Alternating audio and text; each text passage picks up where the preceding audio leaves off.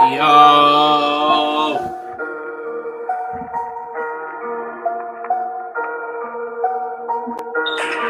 What's up?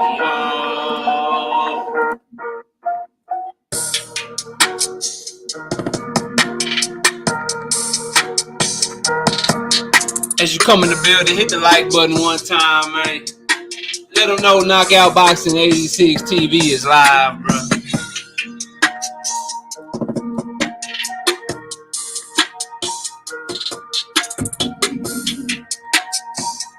We got a lot to talk about today. And we got the panel open.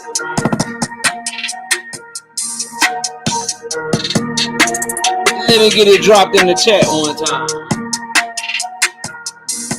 As soon as I get done going over the topics, man, I'ma drop that link in case y'all want to cook with the boy one time.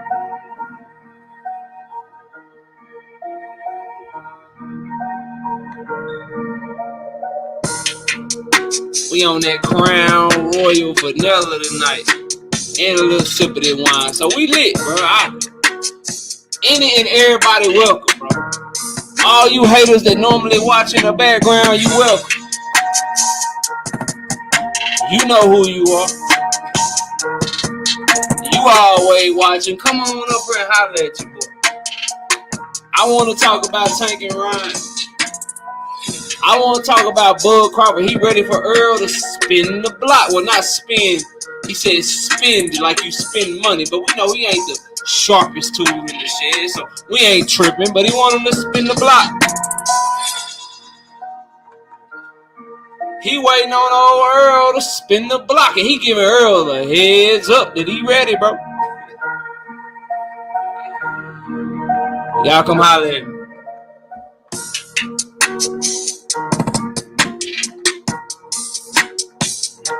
Oh, we got a channel announcement too. I'm pretty excited about it to bring it to y'all, man.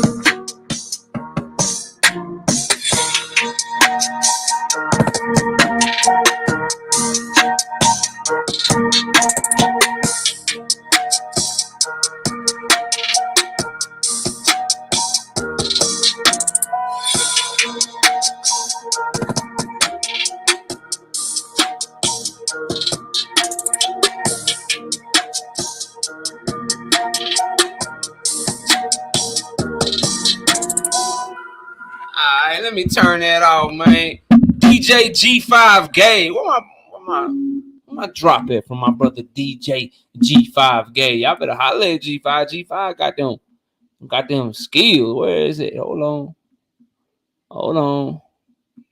DJ G5. Where you at, DJ G5 Gay? With my brother. There you go. Hey. We lit tonight. Y'all come through, man. Y'all know how we gonna show up and show out. See y'all all in the building.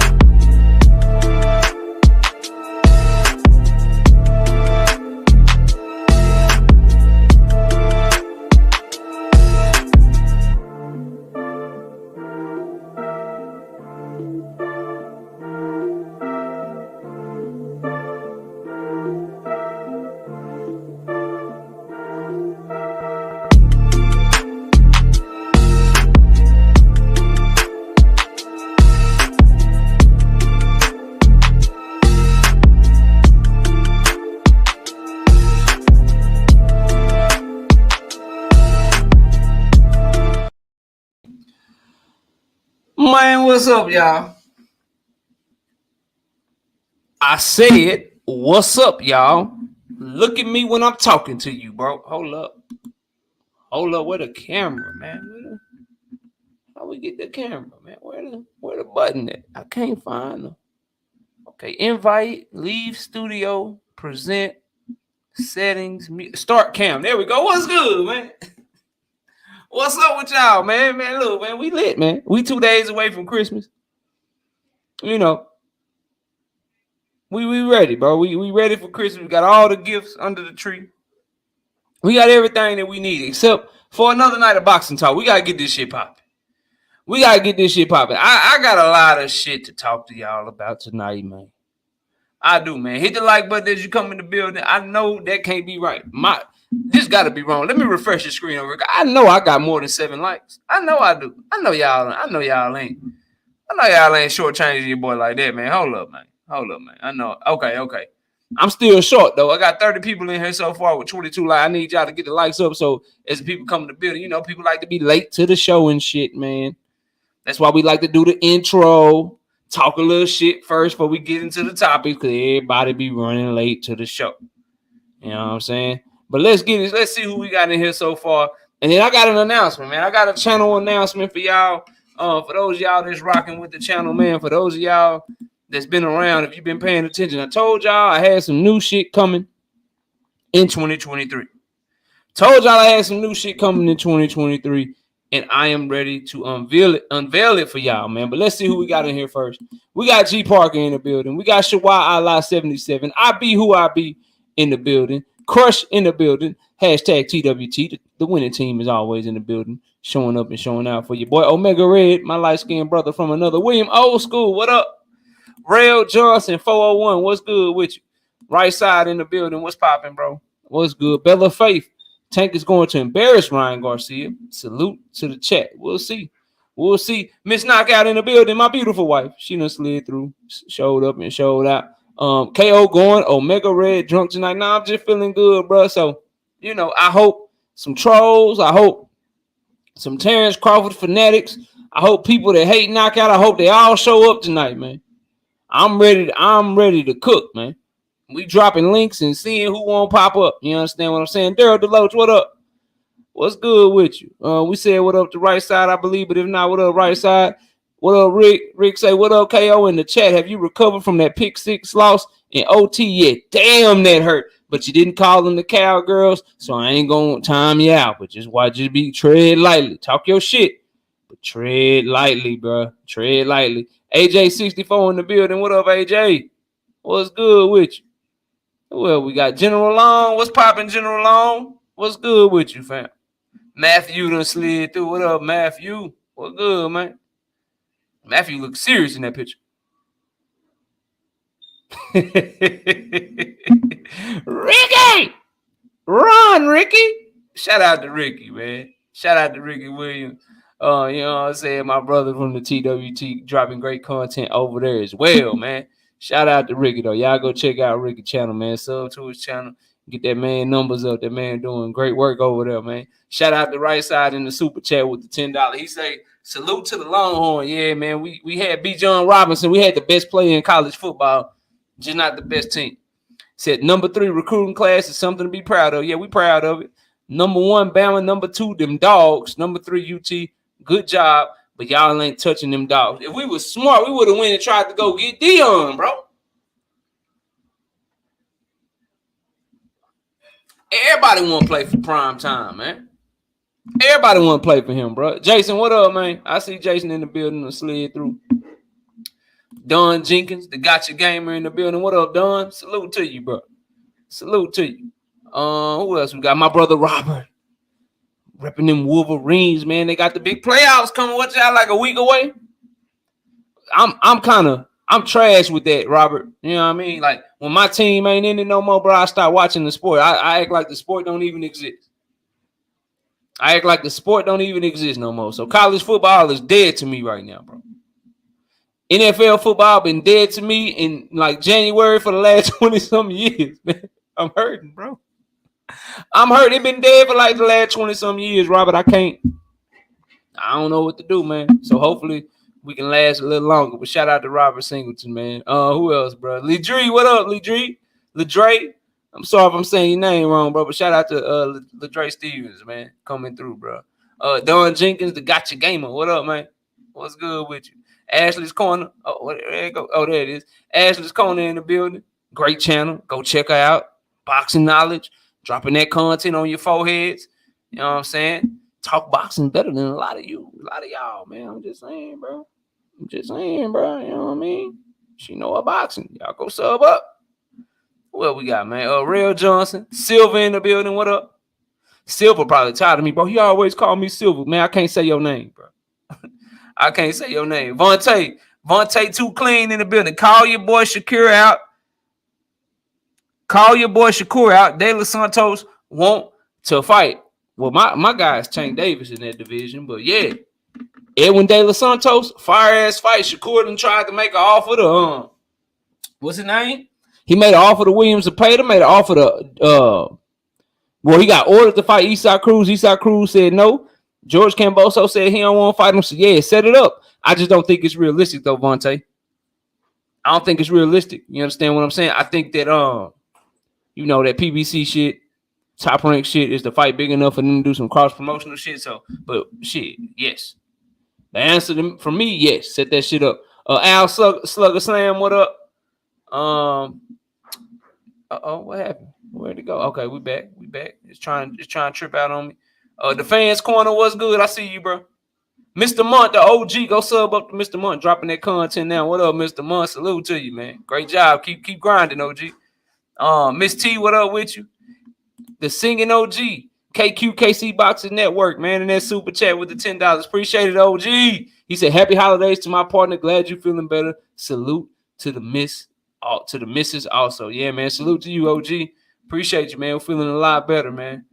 Feeling a lot better. I went live last night, but they gave me a look. Man, y'all believe that shit? For those of y'all that watched the show last night, man, they gave me a goddamn copyright claim, bro. A copyright claim for showing y'all them knockouts when we was doing the knockout of the year shit, man. So I got it's re-uploading and editing right now. It cut like 2 minutes of the live because they don't like me showing y'all I just showed y'all little snippets of the knockout, man, for educational purposes only, man. And they still said, nah, bro, you can't show that shit. So I had to edit it a little bit, and it's uploading as we speak. For those of you that missed the award show last night, it'll be back up on the channel very shortly, man. Very, very shortly. Jaron Davis, what up with it, bro? What's good with you? Who else, man? Sheena in the building. What's good, Sheena? Who else we got? And I Carmen 123 is in the building. All right, bet. So look, a channel announcement, man. Channel, yeah, it was that one, bro. It was that one, I Karma. Everybody else was cool. I will give you that. Let me make the channel announcement, Rick, and I got you. I'll let you know what I think. So we got a huge announcement, bro. We have applied for membership on the channel where you guys, you ladies and gentlemen, can now become members of the channel, right? So I should have that up and running for y'all by this weekend. I'm just waiting on YouTube to give me the go ahead to what we offering. I'm sure they will approve it, but we will have the membership for you guys available in 2023.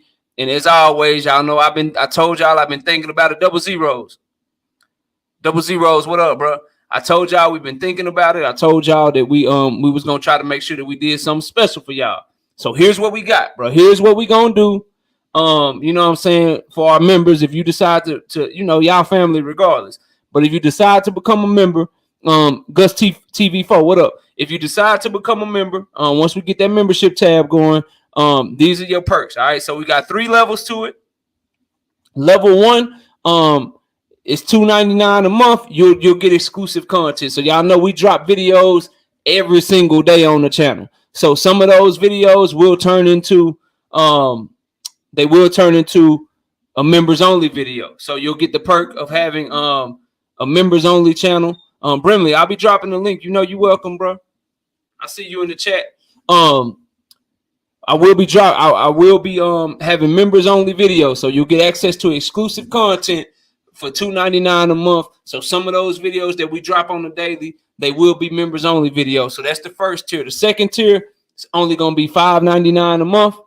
If you want to join up as a $5.99 member on that second level, that one, not only do you get the exclusive members only videos, not only do you get those, but you also get access to my prediction videos before everyone else.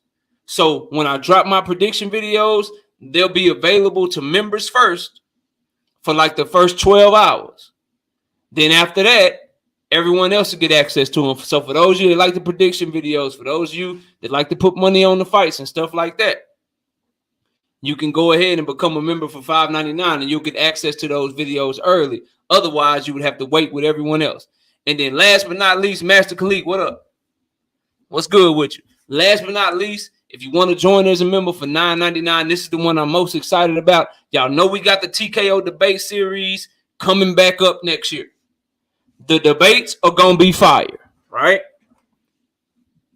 But do you remember the debate between Everything Boxing and Southern T? Do you remember the debate between BFTB and OTB? Do you remember the debate between me and BFTB? Those big time debates, those debates that everybody loves to go talk about the next week after. Those debates are going to be members only live streams. But then after that debate, if you don't want to join, you don't have to join. You'll still have access to the content, but those debates will drop to the general public maybe a week or two later. So if you want to make sure you catch the debate when it actually happened, when we have a big one, most of the debates will still be free. Most of the debates will still be, you know what I mean, for you every live when we go Wednesday and Thursday when we go live, those debates will still be available. But when we have the big ones, when we have the ones that's really about that, and we're going to get more big channels, we're going to get more people involved. When we had them ones that everybody been talking about, that smoke that everybody really been wanting to see, when we have those, if you want to see them when they happen, then you gotta catch it. You gotta catch it on the members only for $9.99. Plus, you also get the prediction videos early.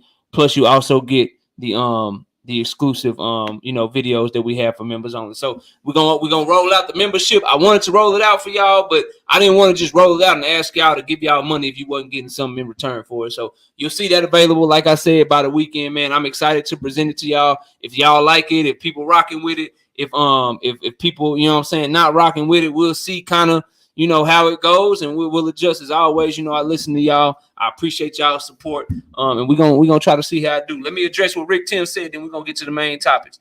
What's going on? What's going on, Omega? What Brim doing, man? What are you talking about, man? What he said, man? Omega, please read what I said before you jump out the window. What are you talking about, man? I mean, not saying the reports is 120K, but for BLK is great for Bud. It doesn't change the circumstances with the Earl fight, to be completely honest. All right, man, we'll talk about it, bro. We'll talk about it because at least you'll hit a link. You feel me? We'll talk about it because at least you'll talk to your boy. Rick Timms, he says, hey, KO, what's your take on Kid Austin?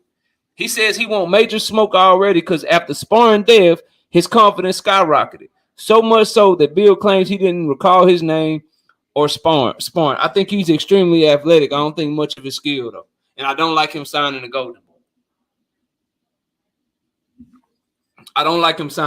Boy. That's my take on it. I think he's extremely athletic, but he's raw. He still slaps his punches on the inside. To me, I don't think he can fight on the inside that well. I think he's carrying a lot of muscle mass, so he ain't never been no 8-rounder, 10-rounder, 12-rounder. I still got a lot of questions because them buff, stocky ass fighters, they usually have gas tank issues. So in my opinion, shit, I gotta see more of him. So right now, I think he's athletic. I think he's athletic. I think that he is very raw. He's very young, though, only 20 years old. He can get better, but I think he's carrying too much muscle. That's my initial thoughts on him. Athletic fighter, very good power, needs a lot of work, extremely raw. Don't really have an amateur pedigree that you would see from like a Jahai Tucker or obviously Abdullah Mason, Keyshawn Davis, even Raymond Ford, guys like that. So he don't seem as sharp, but he is young and got a lot of time to grow. And I'm gonna be 100% real with y'all. Sheena, what up? I'm gonna be 100% real with y'all, man. I don't know I don't know if I like his father. Like I hear his father, his father talk. I hear how his father talk. And these daddies in boxing, bro, a lot of time they write checks and shit that they sons got to cash, and sometimes they don't be able to cash them hoes, man. Sometimes they don't be able to cash them hoes. And with a pops like that, I wonder, what's your training like? You know what I mean? What you learning? Are you gonna be one of these fighters that just try to get by on your athleticism for the whole for your whole career? It's cool right now because of who Golden Boy got you fighting. But shit, your pops better know how to coach.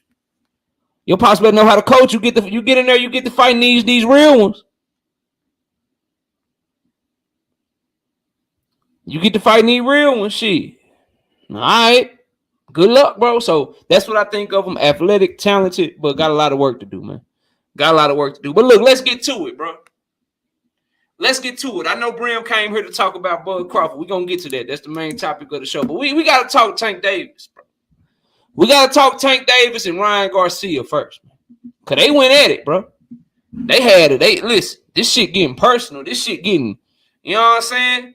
Like me and some of the ops that, they run around in Brim circles. You know what I'm talking about? Like shit getting real. Shit getting real around here, man. Cause Tank Davis and Ryan, bro. Ooh, let me read it to y'all, man. Let's talk about it, man. What we think of it. What we think of it, man. Here we go. So Ryan Garcia said, yeah, we all have mental health. First off, all you can't even conjure up. First of all, I don't know. See, that's the thing, bro. He about to insult Tank Davis's intelligence and say he can't put together sentences and shit while he putting together a bunch of broken ass sentences, bro. While he putting together a bunch of broke ass sentences. William waiting on me to make a video about Jamel telling people that he is originally from Louisiana. I won't do it. He from Texas. You can keep Jamal though. Hey, Jamel from Texas. You can keep Jamal though, fam. Unless Jamal fight Demetrius Andrade and start taking over 168, then he back from Texas and shit. Schizo Power, what up? You can have Jamal though, fam. You can't have Jamel back, bro. You can't have him back. But quit messing with me, William. Let me read this shit, man. Let me get to this shit, man. 100 people in here. What my lights looking like, bro? Oh, hell no. I ain't reading the tweet. I ain't reading this goddamn tweet. 63 likes, y'all. So 38 of y'all just hate your boy, man. I got the Cash App down there. I got the Super Chat down there. I know that shit costs money, man. Shout out to KQKC and my brother Right Side for blessing me with the Super Chat and shit, man. But y'all can't hit the like button, though, bro. I got 100 people in here, man. 100. And I can't even get to 100 likes, bro. I'm at 62 likes, bro. That shit free. Darius, what up, bro?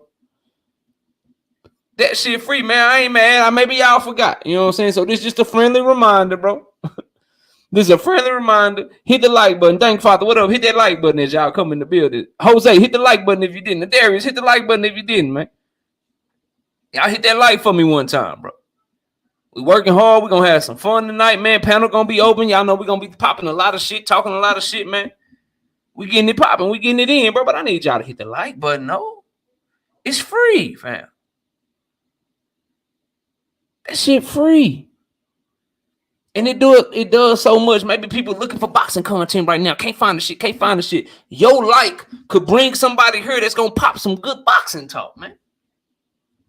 Somebody that's looking to talk boxing tonight and they can't find it because you won't hit the like button. Don't be selfish with the content. I know it's great. I know you want to keep it to yourself. But that's what the memberships is going to be for. If you want some shit to yourself, become a member. But right now, this is for everybody. So hit the like button and let them participate, man. Hit the like button and let them participate. But yeah, man, so that's what Ryan Garcia said, bro.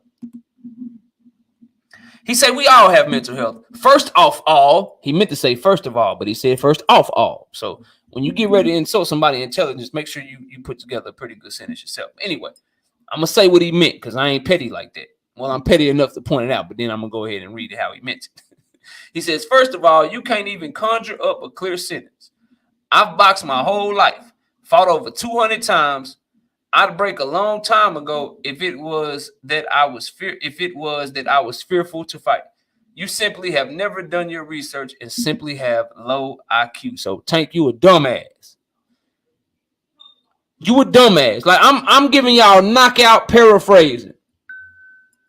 Mental health is real, nigga. You dumb. That's what he's saying. Mental health real. You can't talk or read. You stupid. Okay? You stupid. That's what he's saying, bro. Then as we go on, let's get to the next one real quick, man. Then as we go on, where is it? Right there. All right. Then he says, I think Tank is just dumb and can't hold a conversation for longer than 5 minutes. So he just said in this next one, what I told y'all, he really meant to say. He should just said that. Then a fan asked, Ryan said, who you think could read one page of a book faster, Tank or Floyd? That shit kind of funny. That shit kind of funny. I ain't gonna hold y'all. Ryan says, damn, there should be odds for over and under 4 pages without stuttering. Cat in the hat only. So, damn, he said not only should there be odds to see who can read faster, but they can only read Cat in the Hat because, again, they both stupid. So, he going there Floyd, he going there Tank. Like, Floyd caught a straight bullet because Floyd, he ain't even, you know what I'm saying? He ain't even with Tank no more. We dropped the video on that, by the way. Go check it out. You want my thoughts on what Floyd had to say about Tank leaving him? We dropped the video. Don't check it out right now. Check it out when the live stream get done, goddamn. Check it out when the live stream get done, goddamn. You know what I mean? That's when you check it out. Smash the like button too, man. But anyway, Tank responded. He said, you mad I said you juicy. The truth always hurt. You the dumb fuck. The paperwork shows it. Dumbass. I wink emoji. So he responds to Ryan calling him dumb. All right. Let's keep it moving. Then he responded to the mental health tweet. The one where Ryan says, we all have mental health. You can't conjure up a clear sentence. I boxed my whole life. That one right there. Gervonta Tank Davis say, nah, you just a bitch. Plain and simple. Soft ass little white diva. He called that man white, bro. He don't even respect him as a Mexican, bro. He said you white and you a diva and you a bitch. Bro, I'm telling y'all, I can't wait for the press conference, bro. I really can't wait for the press conference. Then somebody tweeted at Tank, say he Mexican, not white, LOL. Tank say, nah, he's not Mexican. Mexicans are not bitches from a long shot. See, that's smart right there. That's smart right there because a lot of Mexican fight fans. It's a lot of Mexican fight fans and Mexican fighters. And he like, look, man, I know y'all real. He ain't a real one, though. Shout out to the real ones. Tank like, I wear my Cinco de Mayo Floyd Mayweather gear on the fight. I'm rocking with the Mexicans. They still support me just because he a bitch, y'all. I ain't talking about y'all. I don't even consider him a real Mexican because y'all some real ones. Tank on his GTD promotion shit, man. He think ain't nobody catch what he was doing. He was like, shit, let me make sure that the Mexican, you know what I'm saying? I ain't trying to ostracize. I ain't trying to single out the Mexicans and shit. I ain't trying to single out the Mexicans and shit. But I'm telling y'all right now, bro, this press conference gonna be better than Tank Rolly, bro. Because Ryan can actually talk shit better than Rolly. And I like when they get Tank mad and he get all, you know what I'm saying? He get all hostile and shit. He want to talk his shit, pop his shit. I like that, bro. All right, and then here go Ryan. Ryan responds to the nah, you just a bitch playing a simple, soft ass little white dude. That's what Tank said. Ryan respond to that shit. Ryan say, thank you for exposing yourself as a low IQ individual, bro. He done called Tank dumb like 17 times, bro. He done called Tank dumb like 17 times. That's cool, Gus TV4. He gonna get under his skin. I think he corny too. But he gonna get under Tank's skin, so that's gonna make for good TV, bro. 111 people in the building. What my likes at? 95 likes. Let's get closer. Let's get over 100, man. If you just got here, hit the like button. Link getting dropped in a minute, and we want all the smoke from anybody that won't give it to me. Not a lot of people do, but if you want it, we'll be right here. All right. But anyway, he says, this is what Ryan says to Tank. Tank calling him a bitch. He say, thank you for exposing yourself as a low IQ individual. You represent delusion, and the sad part, you don't even know how dumb you are. Bro, that's like 20 times he done called that man dumb. I know I'm multiplying the numbers and shit, but I'm being petty. Oh, hold on. Skip. There you go. And then Tank responds to that tweet. He said, eat a dick and get ready. Damn. I'm coming right at you, pussy. And stop juicing, because if I find out, really, I'll show you how dumb Baltimore get. Damn. Told that man stop juicing. Then this is what I find funny, bro. Then Ryan post a picture of, I think this is Tank's court case. And he says, this is a pussy, really? And then the thing says she was pregnant at the time of the crash and sustained a major knee injury that would seriously affect her for the rest of her life, along with the other physical issues. Smith also claims that Davis knew she was in distress and trapped in the smoking car immediately following the crash, but ignored her cries for help. Everybody know Tank got a pending court case, right? And so Ryan, like, I'm the pussy, like, look at what you did. You know what I mean? I thought it was a good one. I thought that was a good comeback from Tank. And from Ryan. And apparently, Fight Hype did too. What I need all my people that are astute, that be paying attention to this shit. What up, Lou Era? He said, sheesh, yeah. What up, Billy? Young Billy in the building. What's good, bro? We're dropping the link in a little bit if anybody want to come up, man. Any of my other content creators, people from the chat, haters, trolls, people that think Knockout don't know shit about boxing and you want to challenge me, whatever, man. Yeah, you know. We'll be dropping the link in a minute, man. But this shit funny to me because I be peeping little shit, man. And I think, that's what make me me. That's what make everybody who they are. But I think one of the things that make me me, I be peeping little shit. And what I noticed in this whole exchange, right? If you looking on it, Fight Hype had they had all the tweets in like the same distance, right? And they going back and forth. And then this one right here, where Ryan kind of, with that, all right, that's a good one, Ryan. You came back with a good one. They made that shit big and made it take up the whole screen, bro. And if you've been following Fight Hype lately and they coverage of Tank Davis, ever since everybody found out that shit became official, man, that Tank Davis ain't with Floyd no more, Fight Hype been covering him way different, bro. Fight Hype been covering Tank way different, man. They used to be extremely Tank Davis friendly, bro. They used to be pro Gervonta Tank Davis. You can't tell me I'm lying, bro. Now all of a sudden, bro, Tank ain't with Floyd no more, man. Say, bro, they subtly just, not no haymakers that they hitting them with. They ain't hitting Tank with no haymakers, just a little stab jab down to the body here. You know what I'm saying? Little jab up top. You know what I'm talking about? They really, I just know I see y'all, bro. Just know I see y'all. Rip Jones say facts. Miss T said, I noticed that too, KO. Yeah, man. Yeah, you can't get over on old Knockout. Kirk McCall, it's cold out here in Texas, KO. Got the hoodie. Yeah, bro, it's like 20-something degrees. My brother's on the East Coast in the mountains and shit. Y'all use that shit. I ain't used to that shit out here, bro. We just had a whole fire burning, man. We had a whole fire burning. Ran out of firewood. 817, what up? Ran out of firewood in this hole, man. It's cold, bro. Like that shit, man. Like that shit. But anyway, bro, yeah, so we moving on from that one, bro. What else we got, man? Then, hold on.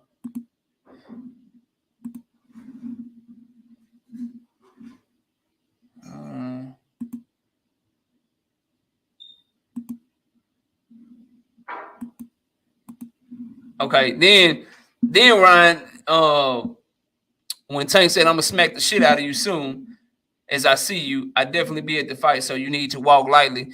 Tank was actually tweeting that at Ivan Redcash, bro. Ryan Garcia says, you aren't going to do nothing. I could guarantee that. You're absolutely all talk. And this isn't towards me. I just know you act like this, but aren't like this. Because why would you? Too much to lose. Stop faking and just be honest. So he said, you ain't going to slap shit.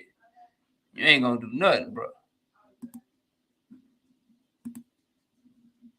Then a Mexican tweeted at Tank, said, we don't claim him, and he doesn't even speak Spanish.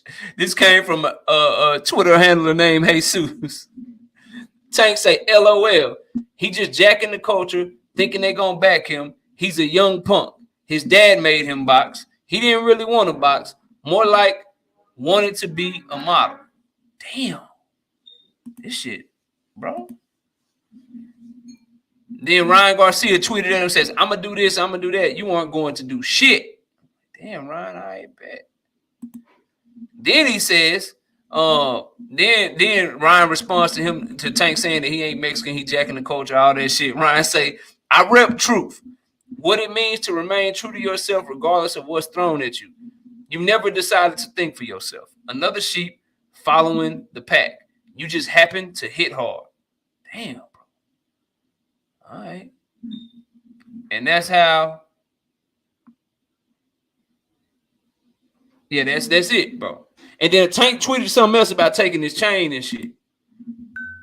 He said, I ain't gonna do nothing or something, but I took your chain or something, though. What up, Mr. Mechanical? Rap Music Theory says, I rep truth. Asante L, what's good? And I got boxing. Ryan wasn't talking like that when Tank ran into him at the club. Big facts. Big facts. So check this out, bro. Ryan is mad that Tank said, man, what is he juicing? Is he doing something? Is he doing that? What's going on? Right? That's what Ryan mad about, bro. And Tank Ryan a bitch, bro. And they just going back and forth, and this shit got personal. And I think Ryan Garcia, bro, did himself, all his fans, all the Tank Davis haters, he did them all a disservice by pulling out of his January 28th fight, bro. And he's not showing Tank Davis the proper amount of respect and getting ready for him, bro. I cannot stress upon you guys enough that it is incumbent upon Ryan Garcia to come in as sharp as possible, to have as much time getting instructions from his coach as possible, to have as many training camps under his belt as possible before going into a fight with Tank Davis. And taking a training camp away from yourself, taking an opportunity away from yourself to work on the things that you work on in the gym in a real fight, taking those opportunities away from yourself is only going to hurt you when it comes to a fight with Gervonta Tank Davis. It's only going to hurt you, right?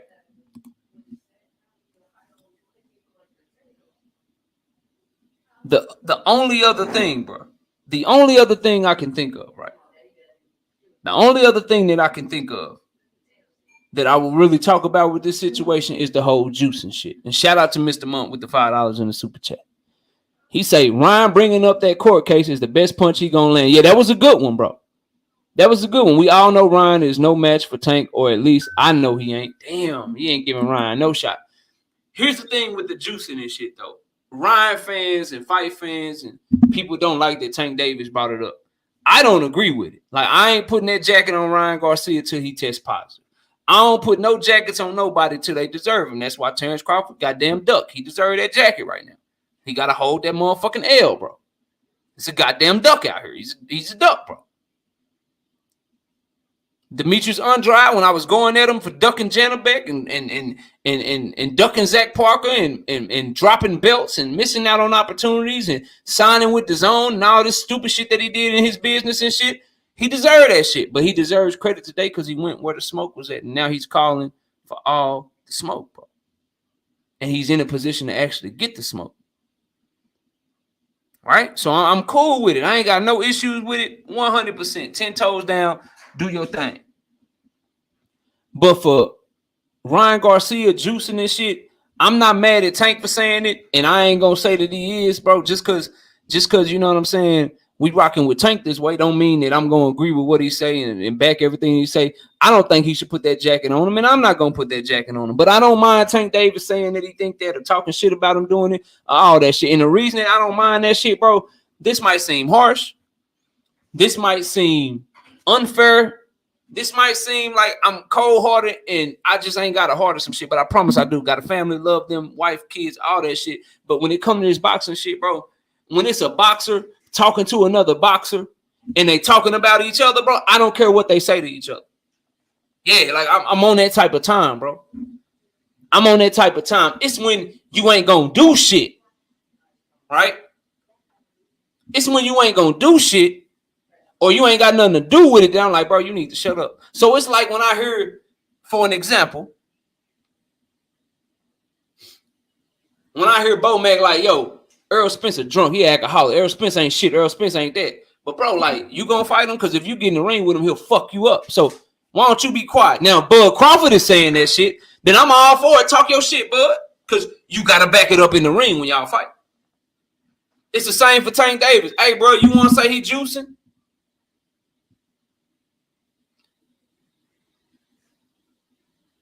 You want to say he juicing?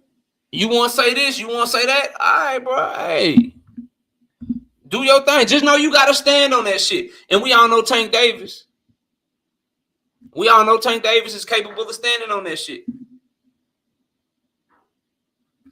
We all know he's standing on that shit, bro. So it's cool with me. I ain't got no issues with it. I ain't got no issues with it whatsoever, bro. None whatsoever. I just ain't gonna put that jacket on Ryan Garcia. That's where I'm at with it. What you talking about, A17?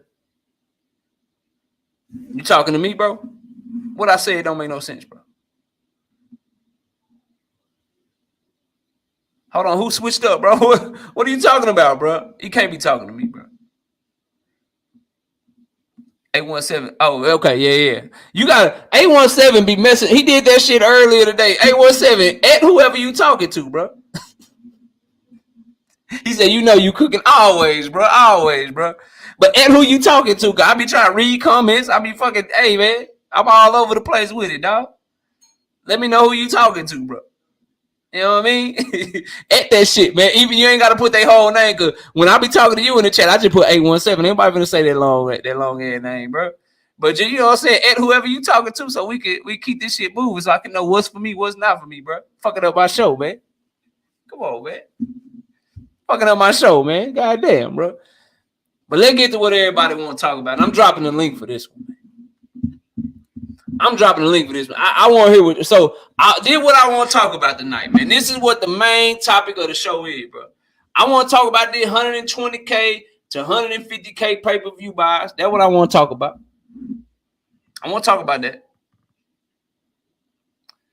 I want to talk about spinning the block, giving heads up. I want to talk about that. Everyone is welcome, bro. As a matter of fact, I prefer people that disagree with me up here over people that agree with me. But y'all know if you agree with me, that's cool. I ain't tripping. But everybody welcome. We about to open up the panel. I want to get y'all thoughts on this. The topic, so in case anybody new come in, let me put this in here. And the main thing, bro, you really believe Terence Crawford did 120,000 or 150,000 pay-per-view buys? It's point number one. Point number two, does it even matter as it pertains to us getting the Earl Spence and Terence Crawford fight?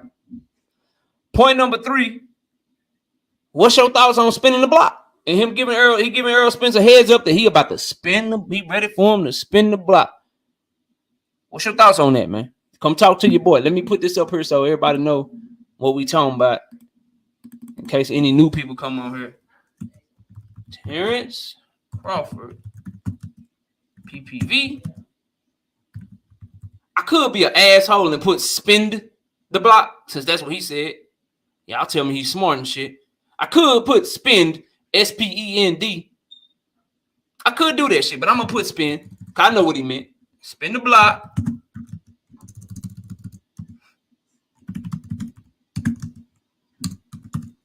Give heads up. Say that.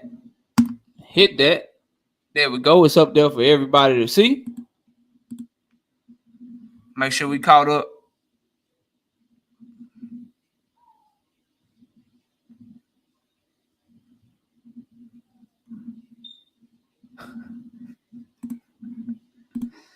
Oh, man. Y'all funny, bro. All right. There we go, man. What's up, Lori Reed? I see you. There go the link. It's in the chat, man. Let me pin that shit. I spelled, spin wrong? No, I didn't. S-P-I-N, bro. You playing with me, bro? Come on, man. Don't do me like that. Don't do me like that. Let me fix that. I see you, Brim. Hold on. We'll do it like this until somebody else come up. Yeah, there it is. All right, we good. What's up, man? What's going on, family? I got a couple minutes. I got a couple Damn, minutes. You calling me family and shit, man? You know I'm calling you family because I respect you. Oh, man, why you calling me family? Oh, now you got respect for me. I'm gonna tell you why. Because you stand. Even if I think you completely wrong, you stand on your square and you keep it boxing. Now this is just pertaining to you and you only. Go ahead, man. Go ahead. Hey, man. All right, so let's get this real quick because I gotta slide out in like 10 minutes. All right, so I don't know if you know where I'm going because, in all honesty, when it comes to Errol Spence and Bud Crawford fight, what these sales did have shit to do with it. It has no bearing on that fight, to me, in my opinion, whatsoever. It has no bearing on the fight. The deal is going to be the deal. I don't think that shit's going to change. That ain't changing. Mm-hmm. Do you disagree with that? Go ahead and cook. I don't know yet. All right.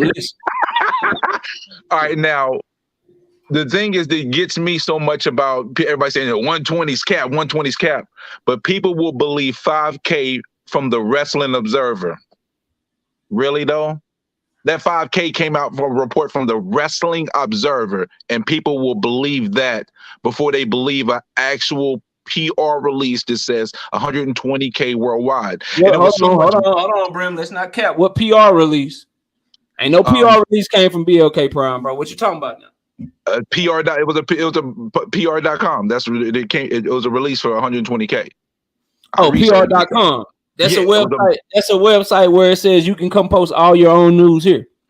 You know that, public right? Public release. Yeah, it's public release. But people will believe the Wrestling Observer saying 5K just because it's negative for Terence Crawford. The thing is, there's objectivity in saying, I disagree with some of the things that Terence Crawford has said, and then there's flat out hate. And there's a lot more hate than objectivity. Okay. Because anything that's negative, they'll run with it. But if it's positive, it's automatic cap no matter what. And we're not here to say Terence is flawless, because Terence is flawed. When it comes to business, in the negotiations with the fight itself, there was flaws because he's new to this negotiation term of being your own individual business. So we're not going to pretend that he's 100% clear. That's why I always said the fault goes with everybody.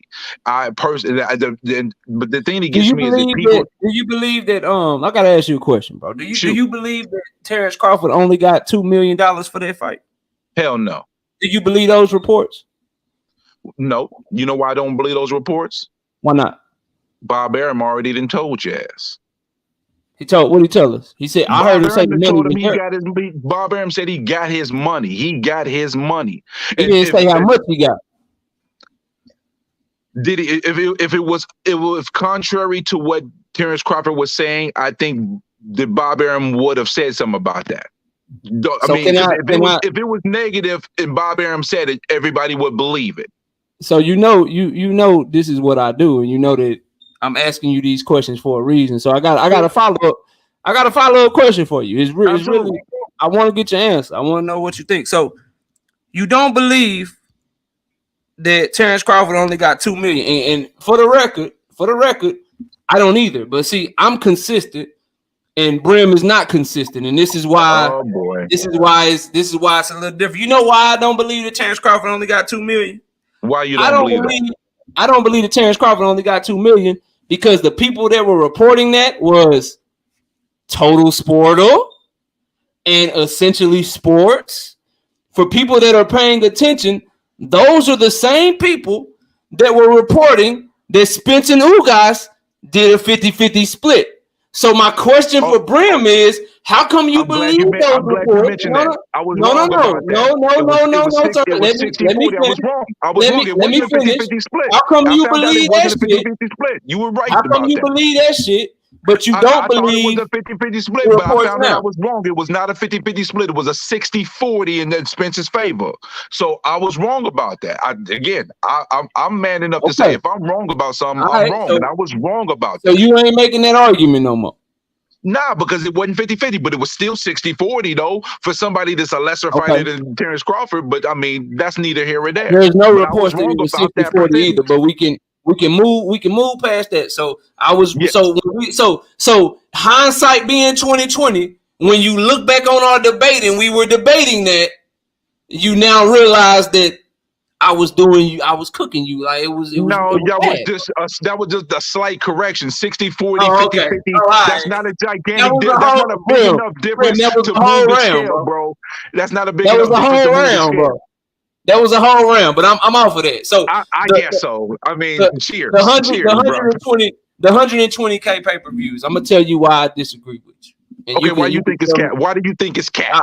I'm gonna tell you why. Number one, BLK Prime is brand new, right? Yep. They brand new. So if they brand new and they did those numbers, that would be considered good numbers to me. Like with David Avenesian, those would be very good numbers. You don't think that they like, and we already saw that they got an inroad to Boxing News 24. Boxing News 24, they got an inroad to them, Brim. They can talk to Boxing News 24 because they came out and they made a statement to Boxing News 24. If they really sold that much, wouldn't they just send a release to them and let everybody know, man, not only did we surpass our numbers, but this is what we did? So they not even saying that shit. That's reason number one. Reason number two, when we look at who is saying 120,000 pay-per-views, I've heard two people say it, bro.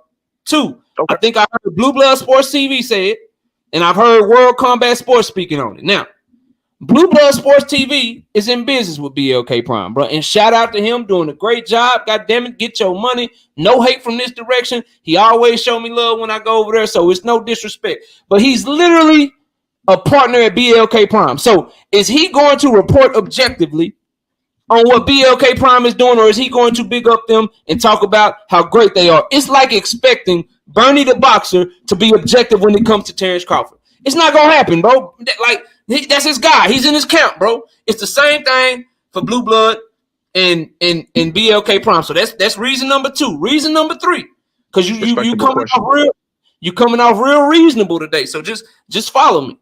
I do business, bro. Like I really understand this shit. So they were selling something for $40 on a Saturday. $40. That's the price. If you want to watch this Terence Crawford David Avenesian fight, we got it for you for the 40. We got it for you for the 40. Trey, hit the link, bro. Like I'm not reading your comments today. Hit the link, Trey. We got it for the 40 on Saturday. By Tuesday, so Sunday went by, Monday went by. By Tuesday, that same company put it up for free on their YouTube channel. So the same product that you were selling for $40 on Saturday, you already giving it away for free on Tuesday, but it sold that good. That's reason number three. Reason number four, and then I'll let you respond as to why I'm tripping. Reason number four, I don't believe that shit. Reasonable. Reason number four, I don't believe that shit. I watched Terence Crawford fight Victor Postol. Everyone in the chat agree. Everyone on this panel will probably agree. Even the people that can't stand knockout will agree that Victor Postol is a better fighter than David Avenesian. I watched him fight Victor Postol on HBO pay-per-view. Everyone in the chat will agree. Everyone on the panel will agree that not only is Victor Postol a better fighter, but HBO was a much more well-known platform, and they were much more in-depth with boxing, and people knew that that's where they needed to go for boxing. So a much more known platform. So he fought Victor Postol on HBO, and it didn't even do those numbers. Then he fought Sean Porter on ESPN. ESPN got like, I don't know, bro, 30 million downloads or some shit. Him and Sean fought on ESPN, and they did like 150,000 pay-per-view buys. So what you're telling me is that fighting a lesser-known opponent on a lesser-known app, that he is going to have some of the best performing pay-per-views that he's had. And he even fought Amir Khan, I believe, on HBO pay-per-view, or it might have been ESPN pay-per-view. I forgot which one. But he fought him on a well-known platform, and it didn't do these type of numbers, bro. Like I don't know why you would believe that shit. Like, to me, if I get a credible source, if I get somebody that's really like in boxing that's not tied to these fighters, we know Blue Blood is tied to BLK Prime. We can look at the content that World Combat Sports makes and knows it is extremely Terence Crawford friendly. So I'm not going to those sources for objectivity and real reporting in real numbers, and it's the same energy that I gave y'all when we was talking about the Spence and Ugas pay-per-view shit. I was like, yo, that shit don't make no sense to me. These numbers don't add up. I don't believe that shit. And I gave you reasons why, like I'm giving you reasons why now. And then I also said the same shit. You can go up and down my content because I know y'all watching. You ain't heard me say nothing about Terence Crawford $2 million.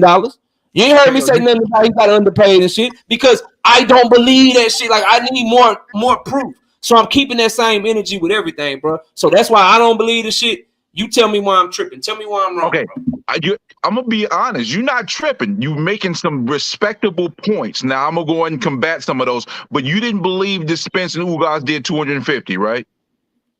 No, I believe they did 240. That's what was reported, bro. Unfortunately, they did half that, but that's another story. A little bit more than half that. Give me where you getting that from.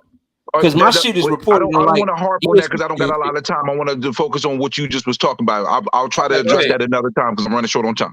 All right. So the points you made are respectable points to look at when you're looking at the dynamics. But here's a couple things to combat in regards to that. One, the amount of vitriol, the amount of coverage, the amount of the chatter when it comes to Terence Crawford in comparison to all those other fights is tenfold. In the YouTube boxing community right now, when we're doing Terence Crawford content, Terence Crawford and Errol Spence content, it is moving the needle way more than any other person in boxing at this point in time. So that's one thing that kind of changed the dynamic and saying, okay, well, he only did 50K with Victor Postol.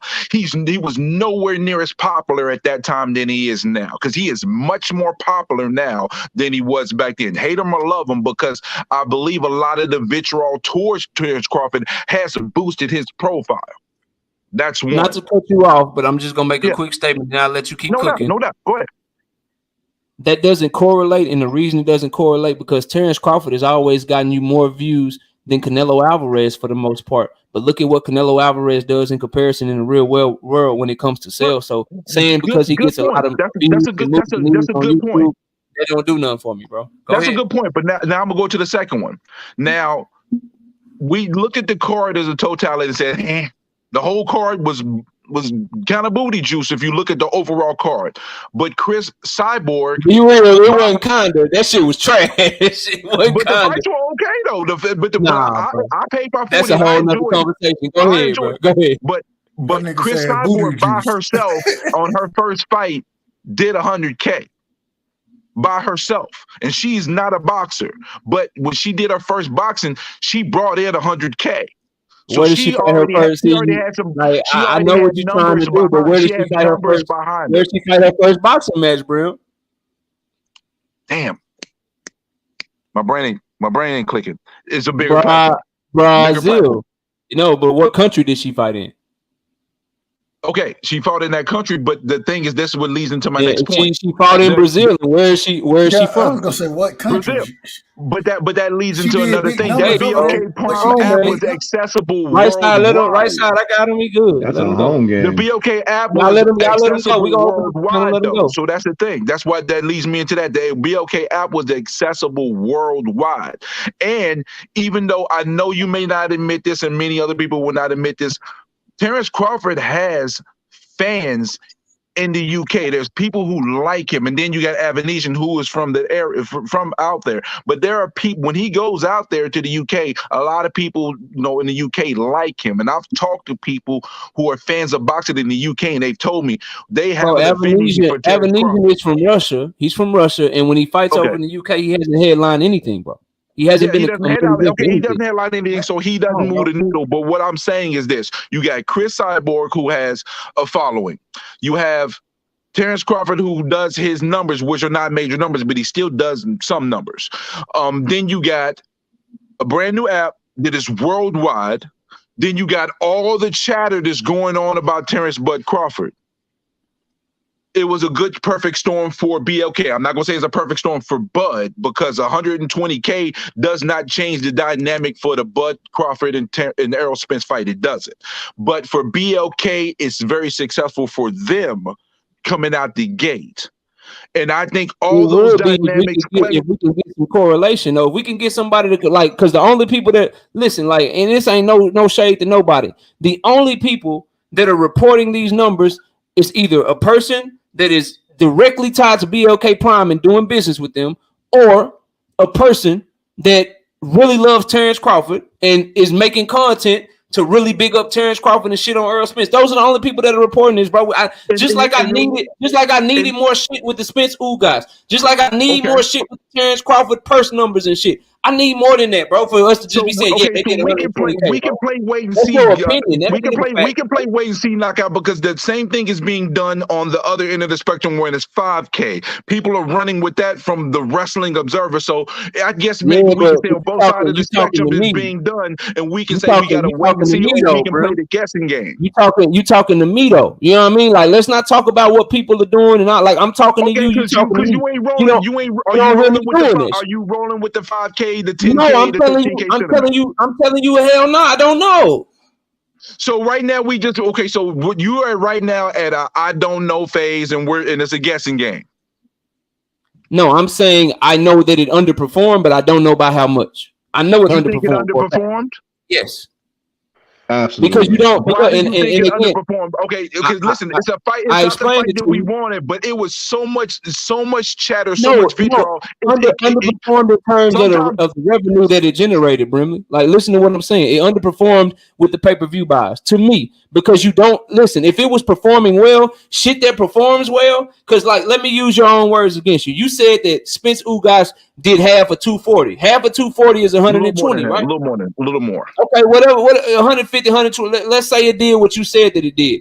Well, they had their pay-per-view in April of 2022, and they're not releasing it for free until April of 2023, right? So BLK Prime had their pay-per-view on Saturday. Hold on, bro. Brand has been around to a brand new brand that's trying to establish itself. You're comparing an apple to an orange right now.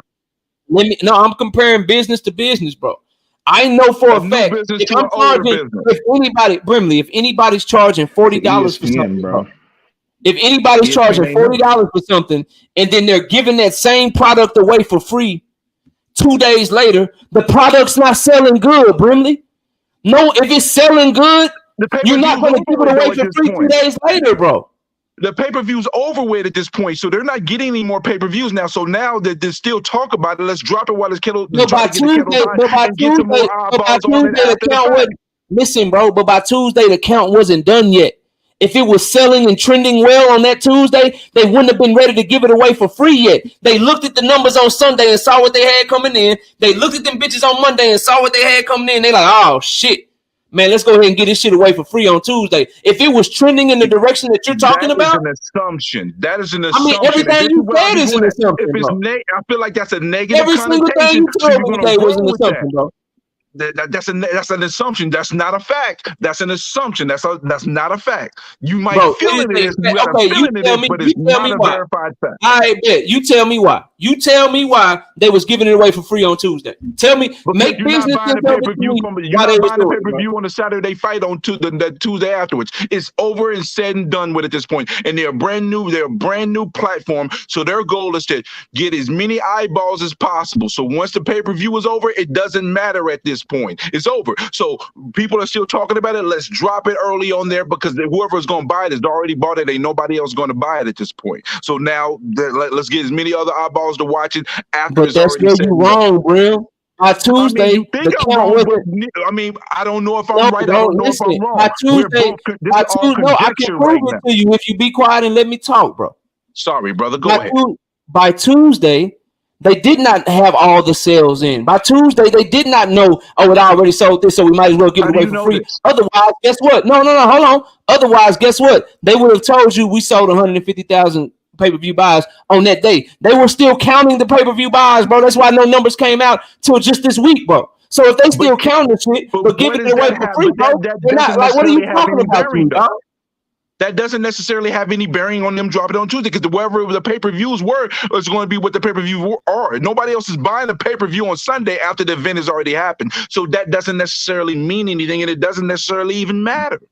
But it does matter, bro. If you know business, it's a sense of panic, bro. Like if my shit is doing good, let me talk, different bro. if this was an established I don't brand. want If to you were mute you talking because I about an don't do the mute established brand, I would give you that. over This me, was bro. not an On my own established brand. show. Bro, you talking over me on my own show. I'm being cordial to you. It ain't no none of that shit. But let me say what I'm saying because I know that I'm making sense. You're just not trying to hear what I'm saying, bro. The reason that you would do that, dog, when you giving shit away for free on Tuesday and you don't have the numbers yet, they're not just giving that shit away and putting it on YouTube because we just want to be nice to the fans. They doing that shit for ad revenue. They're doing that shit for views. They're doing that shit to drum up more money. Why would you need to do that shit for views? Why would you need to put it on YouTube for ad revenue if your numbers are hitting way better than what you expected, bro? You don't give shit. Like, I don't care who you are. If you got something that you were selling on Saturday and it did very good, you're not giving it away for free by Tuesday, bro. You're not. Especially in this digital content age, bro. You're not doing that shit. But the thing is, though, coming into this, it was going to be a loss regardless. We all know we cannot pretend it was going to be a loss from Jump Street. If they paid Bud Crawford $10 million and Evan Eason's getting whatever $1-2 million, it was going to be a loss regardless. So you're going to continue to try to find ways to recoup that money. Just because it did pretty well in regards to if it does 120K, that's still at a loss. They took a loss for a long term. They're trying to have long-term vision. They'll take a loss for the notoriety and the name recognition. That's what it was for. This first event wasn't about profitability. I'll let you look it up, bro. Profitability is about name, brand, and recognition. I will let you look it up, and you can come back to me. I guarantee you will not be able to name me one single pay-per-view boxing match that they gave away 2 days later, bro. Whether they was new starting out, even Triller shit, bro. Even Triller shit when they was new. They obviously didn't do something right. But I'm letting you know that you ain't never seen that shit, and it's for a reason, bro. People do that shit when they losing money, bro. But we knew they was going to be losing money regardless. Like, if they did, it's like we want to make the rules different. If they did 180K, they still losing money. This is what y'all try to do with me, bro. You want to make the rules of business different. You want to make how boxing business is done different, and all the rules apply to everybody but Terence Bud Crawford, or everybody but anything that he's involved with, bro. Like, come on, dog. Like, what are you talking about to me? You ain't gave me no good reason why they would get that shit away for free other than a bunch of assumptions, bro. And I'm giving you standard business as to why people give shit away for free. You give shit away for free when it's not selling. Why they give it shit away for free? Okay, so Halloween, they give away Halloween candy 2 days after it's over with because Halloween's over with. So, I mean, it's over already. You're not getting anything else. And they got it. Yeah. You're proving my point. And you know why they do that? Because they got too much goddamn candy left over. They order too much candy for the store, and they got too much candy, so they sell it for way cheaper or give it away for free. That was going to be the case. Buying as much candy as they was for Halloween. Going into the fight, that was going to be the case. This is not like this is new news. We knew they was going to be at some type of deficit. You're arguing that they didn't fail, bro. Because they did this for name recognition. They did this to build the brand. So now you agree with me. No, it ain't that I agree with you. I just know that they was going to take some type of a loss. 120K is good for BOK to come out the gate, but it's still a loss, though. At the end of the day, it's still a profit margin loss. You can't prove to me that they did 120K. And you can't prove to me that they didn't. So all I'm saying is I don't believe that they did, and I'm giving you reasons why. And you're telling me that they did what? And I'm not going to sit here and disagree with you. I just think it's conjecture. It's respectable conjecture. Your points are pretty respectable, but it's still conjecture at the end of the day. And what are you giving me? What is what you're saying?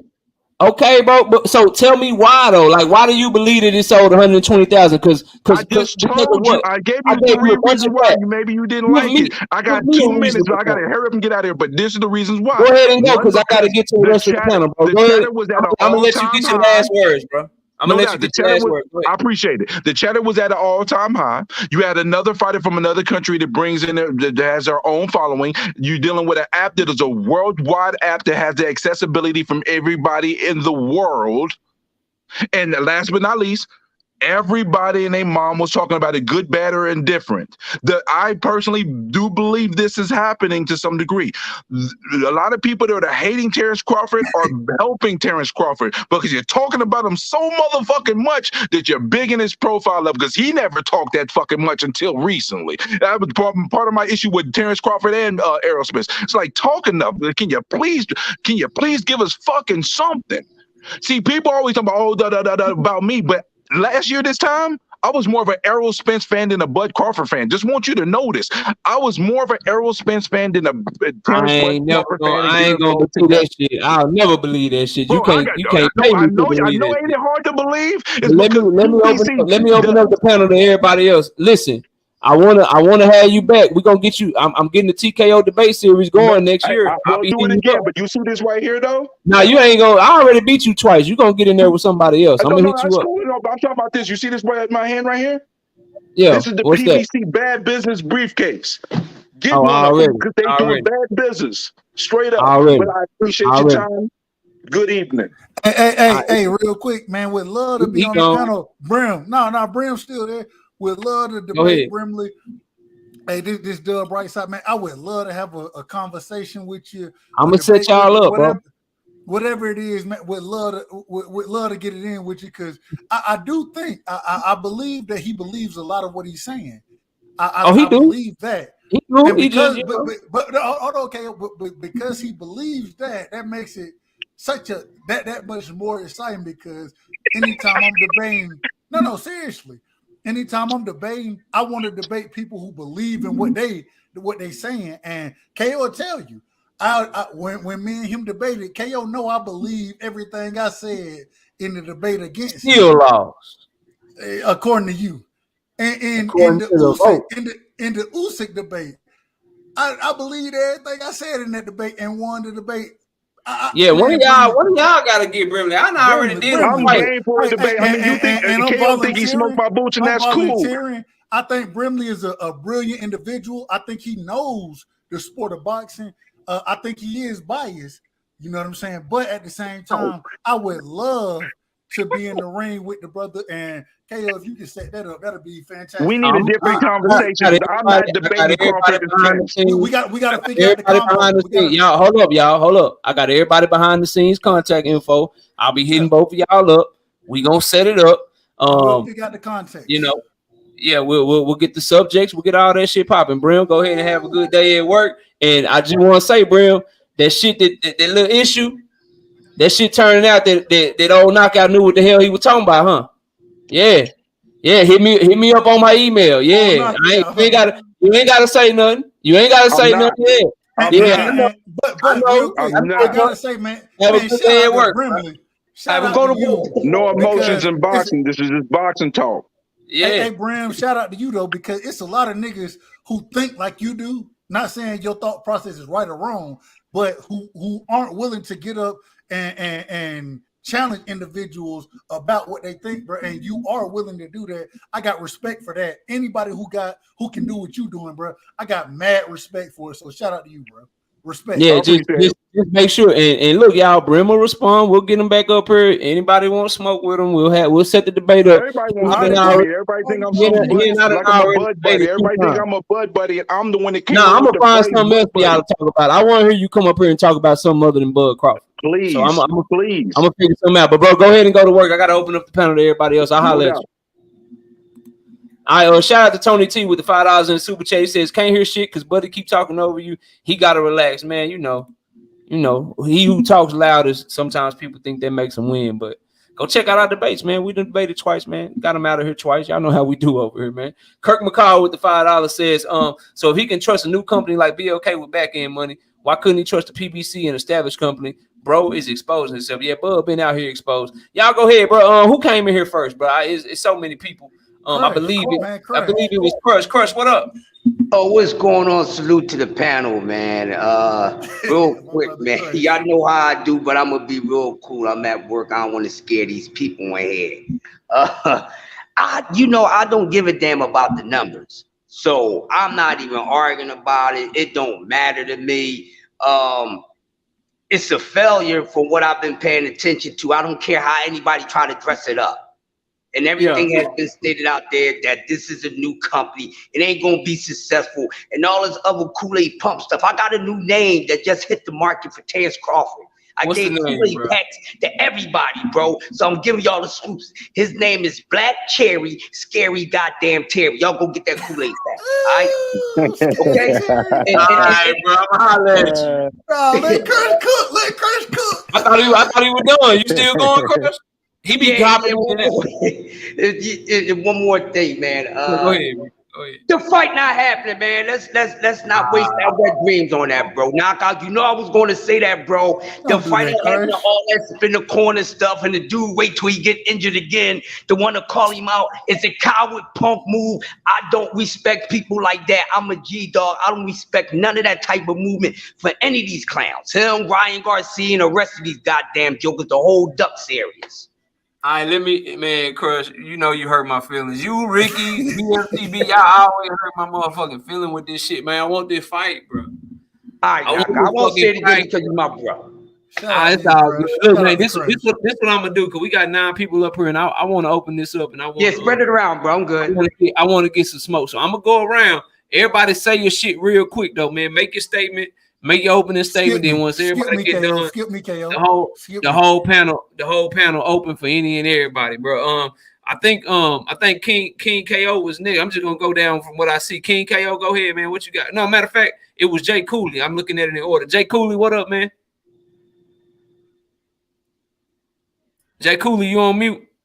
And shout out real quick. Jay Cooley was cooking. He was cooking last night. I caught the end of the show, KO. Jay Cooley was doing his thing, man. Ready. What end of what show? Nigga, last night, the goddamn award show. He didn't come up here, I don't think. Yeah, Cooley was up there. Coolidge was up there, right? Keon came on. You talking about C. Coolidge. That's 2 different people. Jay Coolidge still on mute. Let's go to Trey. Trey, what up? Yeah. I can't hear you, Trey. You talking? Yeah, can you hear me? Yeah, you good. Go ahead and get your bars off real quick. Let's pass this thing around so we can open up this panel for everybody, bro. Go ahead. I ain't even got that much to say. I just clicked in, but it just be crazy shit. Bro, everything on one side, everybody want to critique it, but y'all never question shit Earl do. I'm from Dallas, bro. I tell you, but the nigga clearly said he gonna spin the block. Then in the interview, he said he wasn't gonna fight him next. But you don't question that, but you'll question everything. He didn't say he wasn't gonna fight him next, bro. Stop. He didn't say that. He did not say that. He didn't say that. He said most likely that wouldn't be the next fight. Bro, he did not say he would not fight him next. All right. He did say that might not. That's not the next fight, most likely. Because he had a fight announcement coming. Y'all know that, right?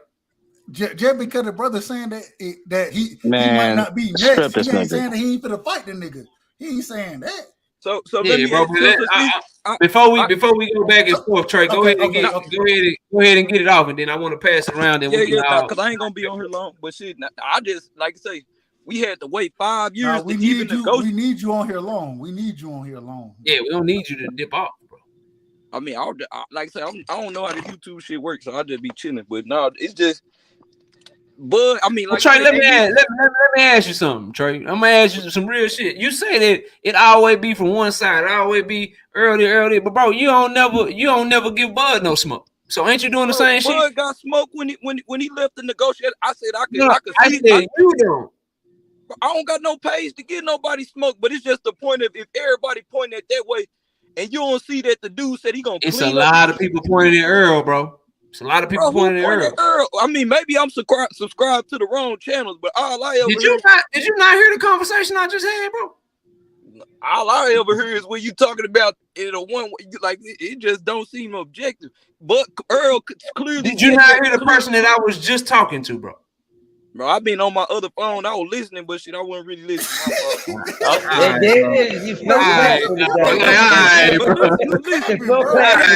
capping when you saying that, bro. You capping then. What I got a cap for, bro? Hold on, brother. If you not listening to this I thought people how the fuck you gonna come up here talking about, oh, you don't like this or you don't like that when you ain't heard the entire conversation?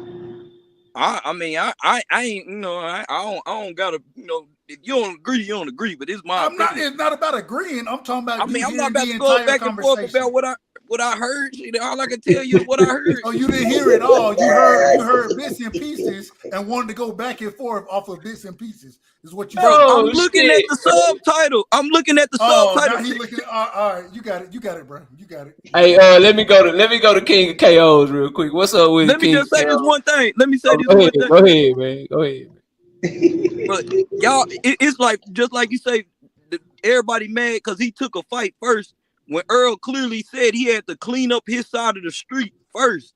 He said every time it's an excuse, bro, but don't nobody ever see that. You want to talk about pay-per-view numbers, all this other stuff that ain't got nothing to do with the fight. Like, I think Earl should win the fight, but shit, it's just, to me, the shit don't look right. I said it was Al Heyman that the one that didn't want the fight. But if I'm the crazy one, if I'm tripping, I'm tripping. But to me, man, we already been through this. I never agree with the crowd. It seems like everybody trying to go with the crowd with Earl, and to me, I'ma always look the other way when everybody trying to. So you a contrarian ass nigga. You just want to be. That's what you want to call it. All right, let me go. Hold on, everybody. I gotta get to us, brothers. Let me get the King of Kings. Nah. Let me get the King of Kings. Then we'll get the panel open. King of Kings boxing. What's up, man? Hey, what's up, G? How you doing, man? I'm chilling, bro. Go ahead, pop your shit real quick, man. What you got for the show? Hey, just I don't know if the numbers are real or not because we can't verify shit nowadays. But the thing about it is, bringing up the Spence fight, to me, I said this to somebody the other day. If everything is true, why the fuck we even talking? Because according to all that shit, this fight's never going to happen. So why are we going back to this fight?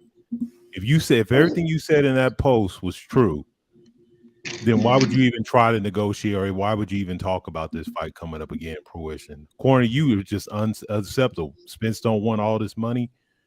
So what the fuck are you talking about? So it makes you look bad if you then go back and revisit it after you said you went through all this shit before. And if we believe that, then there is no Spence fight. That's pretty much all I got to say real quick. Yeah, man, and shout out to you. I'm looking right now. I see you got a channel. I'm going over to subscribe to you right now. Thanks, keep making content, man. Keep growing and shit, man. But yeah, you're welcome to stay on the panel. We're gonna pass this thing around and we'll open up the panel to everybody, bro. John Norrie, what up? What up, Knockout Boxing? Salute, panel. Salute to you, bro. What you got? What you got for the show, real quick, man? I'm gonna keep it short, man. I'm a Bud supporter. He my favorite fighter, but I gotta be honest, man. He's capping on these numbers. I don't see how he can outsell his biggest fight with Porter, who just came from a Spence fight that did big numbers fighting Rob Kardashian, bro. And I got a lot of love for Bud. I love seeing him fight. I love the style. I love the switch hitting, all that good stuff. But that shit ain't sell nothing, man. That ain't sell nothing. So right now, at this point, the Spence fight is definitely in the back burner. I'm seeing Boots coming. He's coming around the corner. And I'm seeing a lot of, hey, come back to the table. Nah, it's too late for that. I want to see this Boots fight. Give Boots an offer. You say, BLK, y'all doing selling fights? Y'all selling fights? Y'all doing good numbers? Okay. Give Boots a number. I want to see this fight. You the pound for pound. You pound for pound right now. I don't want to hear about this in a way. Cameron, he wait into the 11th round to knock out Butler. Nah, you pound for pound, bro. He did good. Put Boots on the table. I want to see you hit Boots with that uppercut left counter. I want to see that. Yeah. Man, I don't even want to see that. That's what I want to see. I want to see. I don't want to see let's that do it right now, bro. Boots. I don't care about the Spence. Spence hurt himself. He hurt. We can do that next August. I want to see Boots. Nah, he ain't hurt. Shit, he coming back April, May, and June. Why not Bud? He said he don't want no tune-ups and shit. He got a man though. He gonna fight Thurman. Let him fight Thurman. They'll move that shit aside for undisputed, bro. That shit trump that shit, man. Yeah. And either way, it could be Spence or it could be Boots, but those two only. That's all I got. I'm with you. Let me go to Kwame. What up, bro? Kwame, you there? Loyal to the game. Yeah. What's on mute, my bro. What's good? Hey, there's gonna be another brother that's gonna be hopping in that ring next year, man. We lit next year for the TKO debate. I'm telling y'all, man. Y'all better tune in. My man squabbling, man. He ain't squabbling. Shit, he been asking me for a debate for like 2 months, bro. What you talking about? I know what you're talking What's about. up, Quad? What's About going that on, shit. guys? What you got? What you got, Kwame? Talk to me, bro. Well, the first thing is like I don't want to go back and forth about the whole numbers thing, but during the whole BLK Prime thing leading up to the fight, all the main culprits who reported about negotiations, the Mike Coppingers, the Dan Raphaels, all those people who talked about the guarantee in the press. We haven't seen one of those people say anything about 120K 20,000K pay-per-view buys. We have no official website that's a credible source for boxing that says 120,000 pay-per-view buys. The website that actually shows 120,000 pay-per-view buys is called PR.com, where it says where you spread your news everywhere, where you can release your news to anyone and everywhere in the world. So anyone just got on there and say that just shit again, because people need to hear it twice. Because when I said that shit, Brim act like it's he ain't cool. hear it. Say that shit again. You there? Kwame, you muted yourself. You muted yourself, bro. Can you guys hear? Oh yeah, you kind of choppy. You choppy though. Oh yeah, it's called PR. It's called PR.com.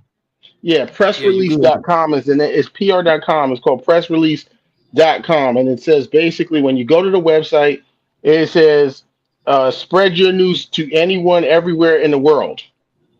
That's the only place it's at online with the number says 120,000 pay-per-view buys, number one. So, I mean, it's just common sense. These guys have 5,000 subscribers. Their subscriber base hasn't jumped since they launched the fight. So I mean, it's just basic common knowledge, like Knockout said. No one, if you're gonna come in and try to jump into the business like the other big boys, at the very least, we always know that when a pay-per-view fight comes on, it may re-air the following weekend for free, not 2 days later. I mean, this is just basic stuff, but people will just, for some reason with Bud Crawford, people just will try to believe things that have never ever happened in the history of the sport. But for him, for some reason, it has to be that way. So that doesn't make any sense. Next thing, number two, Adrian Broner let the cat out the bag. Now, Bud Crawford is a duck. And Adrian Broner trying to shit on PBC let the cat out the bag. What did he say? He said, why would I go over there and fight Godzilla if I could get triple the money over here and pick who I want to fight? So you're telling that's exactly what Bud Crawford did. He picked who he wanted to fight to the point where he went past Boots, who was number 2 in his own sanctioned body, down to number 6 and David Avanesian, and had them pay step aside money to David Avanesian's opponent because he was scheduled to fight. These are unrefutable facts. These are facts. This is not an opinion or talk about that shit, Kwame. Talk about that shit. This is unrefutable. This is nothing like, oh, I think this or I think that. This is unrefutable. We've seen that this is not made up information. Go ahead. This is exactly what Adrian Broner. Everyone got so excited to try to shit on PBC today, but they didn't listen to the gem. We get to pick who we want to fight. For me to get the money I want, they want me to fight Godzilla. So the other people tell me they'll give me triple and I could pick who I want to fight. This guy picked David. How do you not say that he picked David Avanesian when the guy had a fight scheduled and they paid step aside money to his opponent? It's the same reason. It's the same exact reason that Canelo was like, nah, I'm gonna go over here and take this DAZN deal, because they were like, shit, we want to put Dave Benavidez and Jamal Charlo on there. He like, nah, shit, nah, I'm good. So we just gotta call it. At least we knew and understood where in this situation, I ain't gonna hold. I can't cover Canelo. I ain't gonna try to. Fuck him. He ducked too, nigga. He ducked. But in this situation, my thing is it's not like we're talking about fighters who, or especially somebody like David Avanesian. It's not like we're talking about big name fighters who done proved themselves. If I was BLK Prime, right? I'm trying to find the toughest competition. I'm trying to make a big fight happen on my program. So you telling me? So what you telling me now is Boots didn't get an offer according to him. He didn't get an offer. So if he didn't get an offer, we know Virgil didn't get an offer. We know Stanley Jonas didn't get an offer. So when Bud sat there and said, "No, we trying to pick the best," so the best you could find was David Avanesian? No, bro. The best you could find was somebody. You can't with sell an opponent. me on that. You can't sell me on that and then expect me to be respectful of that fight.